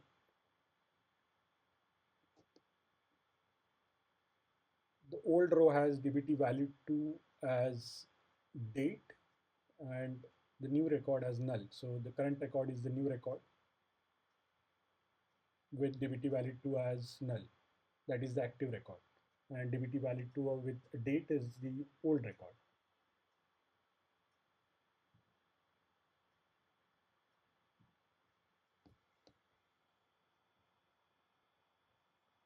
There's something called exposure in dbt. An exposure is a dbt resource that defines a downstream use of your data. So example, a dashboard, a ML model, or external tool. They are primarily used for metadata, documentation, and lineage tracking. So exposures allow you to document who owns a dashboard, where it lives, a URL, its maturity level. This information is surfaced at the documentation site as well. So let's learn this by writing an exposure.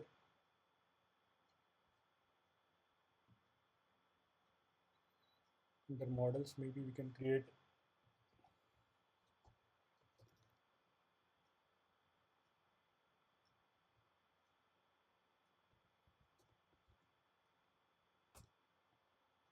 exposures.yaml file.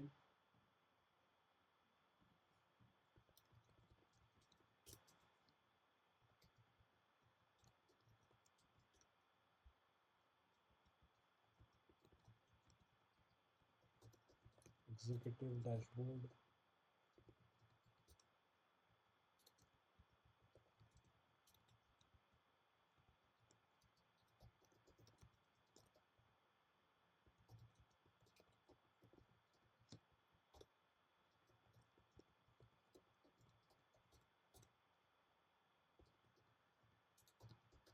Maturity high. URL as, let's say, some metabase dot example.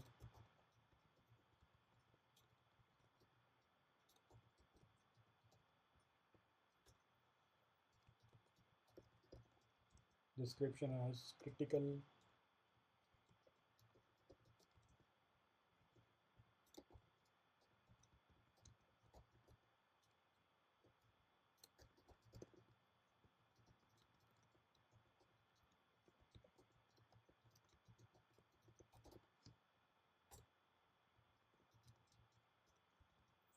Owner as name, maybe data engineering team. Email as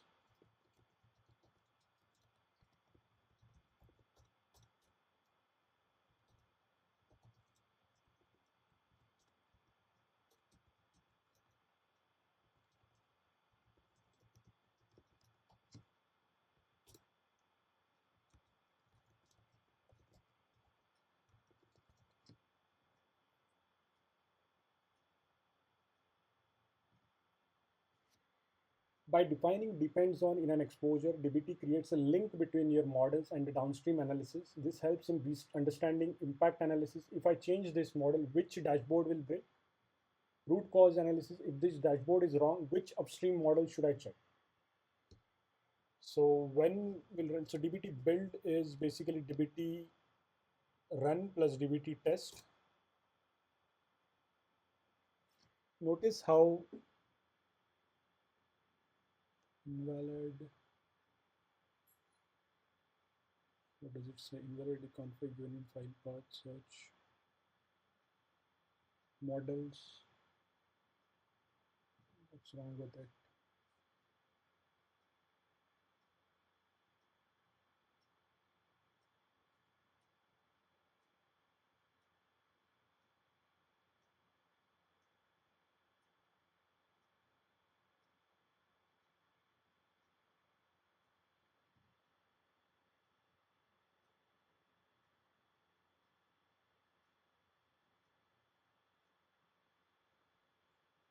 It should be dashboard, I believe.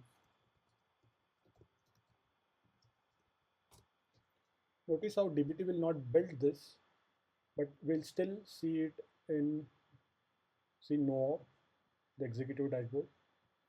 But we can still see it in dbt docs generate and dbt docs serve.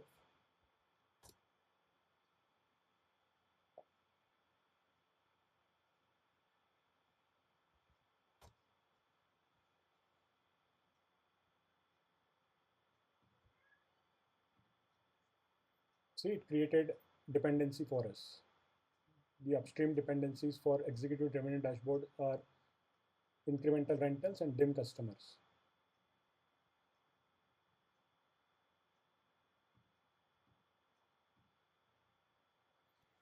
NoOp stands for no operation in here. Because the exposure refer to external systems like Metabase or Tableau, DBT cannot execute them. The log simply confirms that DBT has acknowledged that the exposure is in the project's dependency graph.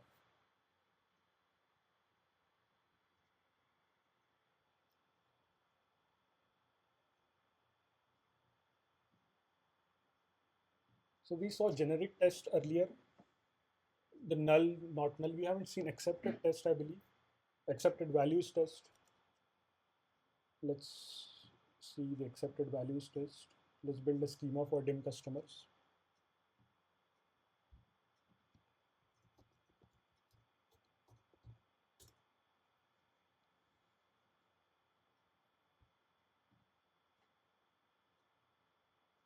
Let's just copy the schema for us.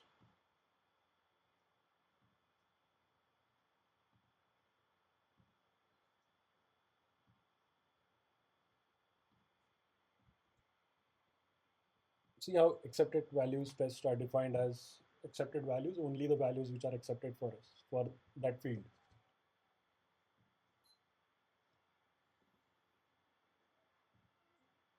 There is one more type of test in DBT which is called a singular test.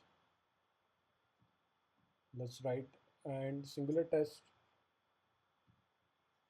are the simplest way to write a test in DBT. A singular test is basically a select statement that returns the row that fails the test. So unlike generic tests like unique or not null, which are defined in YAML and can be applied to many columns, a singular test is one-off SQL query designed for a specific purpose. Location defined in SQL files within the test directory of your DBT project. Goal, return rows that violates a business rule. If the query returns 0 rows, the test passes. If it returns any rows, the test fails. Let's actually write a test.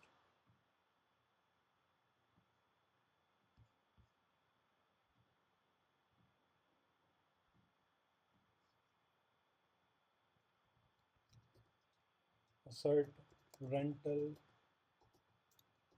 return date after rental date. Singular test to verify that return date is always after rental date. DBT singular test returns failing records. If this query returns any rows, the test fails. So if select rental ID,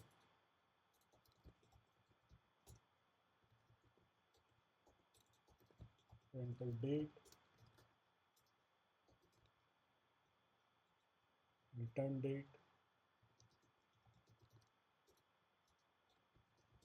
from ref raw rental, if return date is less than rental date, then this test should fail if this query returns any rows.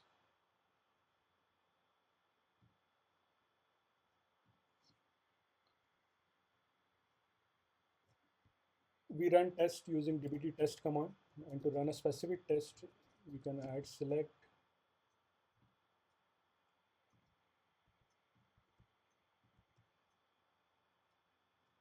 to select only that test.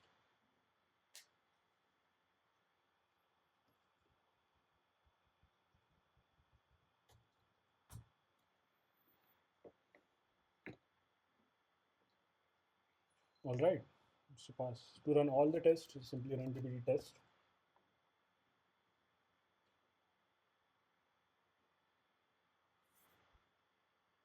So when to use singular test? When a rule is too complex to be defined in a generic test, when you need to compare values across different columns or tables for business logic validation, example, ensuring a discount code is valid for a specific date.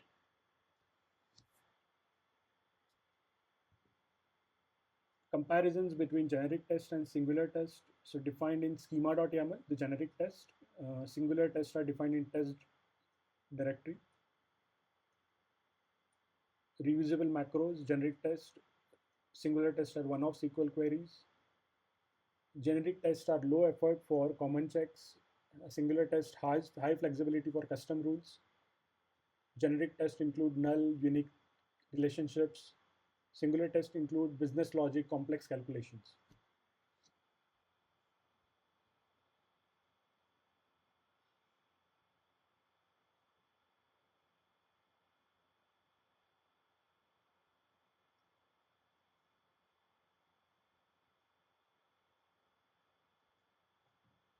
That's it I have for this tutorial, folks.